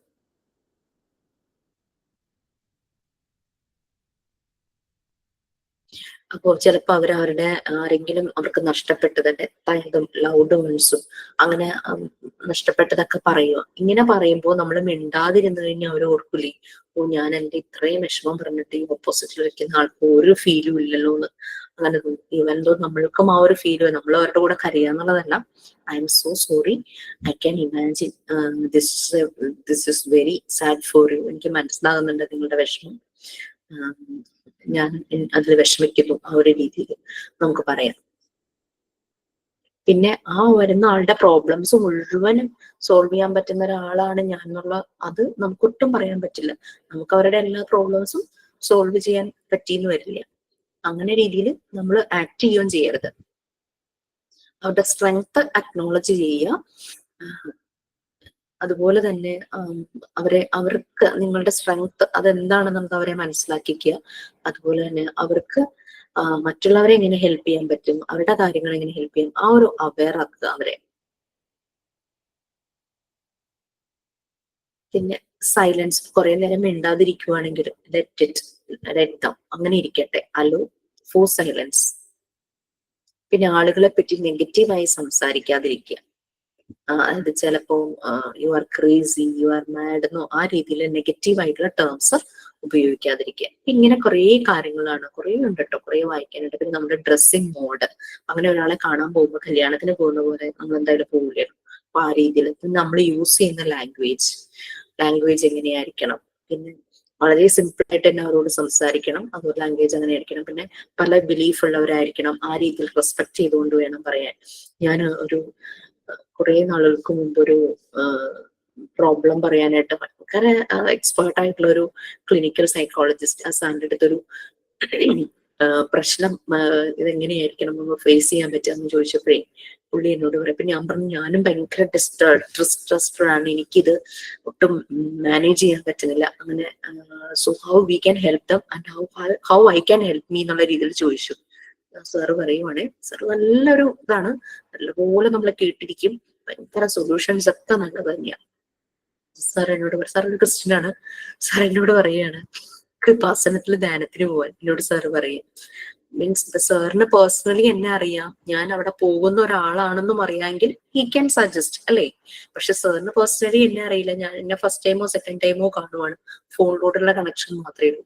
സാർ എന്നോട് പറഞ്ഞു കൃപാസനത്തിൽ ധ്യാനത്തിന് പോകാൻ പറ്റും. പക്ഷെ നമ്മൾ അങ്ങനെ നമുക്കങ്ങനെ ഇപ്പൊ നമ്മളുടെ ഫാമിലിയിലുള്ള ഒരാളാണ്, അല്ലെങ്കിൽ നമ്മുടെ ഒരു ഫ്രണ്ട് ആണ്, ഹീസ് വെരി റിലീജിയസ് അല്ലെങ്കിൽ ഷീ ഈസ് വെരി റിലീജിയസ്, ഇങ്ങനെയുള്ള കാര്യങ്ങൾ ഇഷ്ടമാണ് എന്നൊക്കെ നമുക്ക് അറിയാമെങ്കിൽ വി ക്യാൻ സജസ്റ്റ്. അത് അത്രയും നമ്മൾ ക്ലോസ് ആയിരിക്കണം, നമുക്ക് അവരുടെ പേഴ്സണൽ കാര്യങ്ങൾ അത്രയും അറിയാമെങ്കിൽ മാത്രം. ചിലപ്പോൾ പ്രേയറിലൂടെ ആൾക്കൊരു സമാധാനം കിട്ടും. എന്നാൽ അങ്ങനെ കിട്ടട്ടെ എന്ന് വെച്ചാൽ നമുക്ക് അത് പറയാം.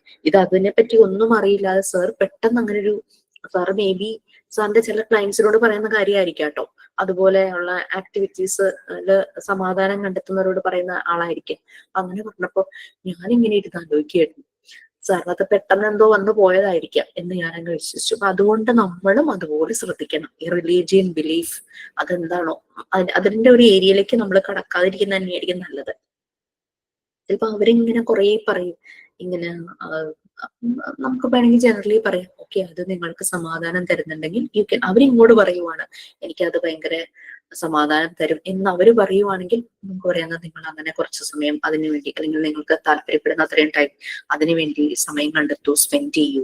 ചിലപ്പോൾ അതിനൊക്കെ ഡീവിയേറ്റഡ് ആയി വന്നിട്ട് അവരെന്നെ തന്നെ പറയാം ഞാൻ അങ്ങനെ ചെയ്താൽ എനിക്ക് സമാധാനം കിട്ടും, അങ്ങനെയാണെങ്കിൽ അങ്ങനെ ചെയ്യൂ എന്ന് നമുക്ക് പറയാം. ഓക്കെ, ഇത്രയും കാര്യങ്ങൾ ഞാനിത് അയച്ചിട്ടേക്കാം കേട്ടോ, ഞാനത് വിട്ടുപോയി. Okay, so thank you so much and sign out ഉണ്ടോ? ഉണ്ട് മാം. Good afternoon, ma'am and dear friends. Never cry for the person who hurts you. Just smile and say, thank you for giving me a chance to find someone better than you. APJ Abdul Kalam. Thank you, ma'am, and for your wonderful class. And thank you, dear friends.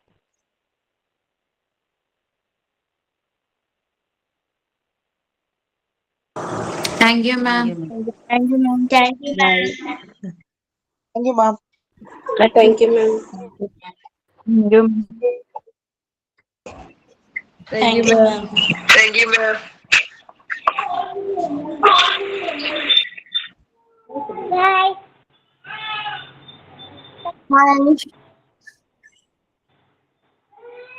എന്താ പരിപാടി? Class കൊണ്ടുപോകണോ അമ്മയുടെ കൂടെ ഇരുന്ന്? അനിയത്ര മോളാ. ആണോ? ശരി, vacation ആയിട്ട് വന്നേ. അതെ അതെ, എന്റെ മോൾക്ക് 3 വയസ്സേ ആയിട്ടുള്ളൂ.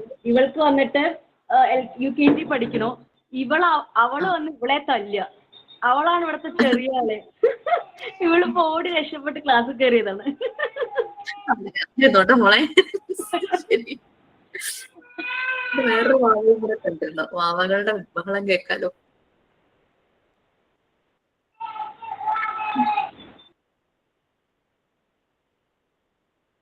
കരച്ചിലും ബഹളം വിശന്നിട്ടാണോ? ആയിരിക്കും. മ്യൂട്ട്. ആ തല്ലിയ ആളാണോ പറഞ്ഞത്, അത് തല്ലി കിട്ടിയ ആളാണോ?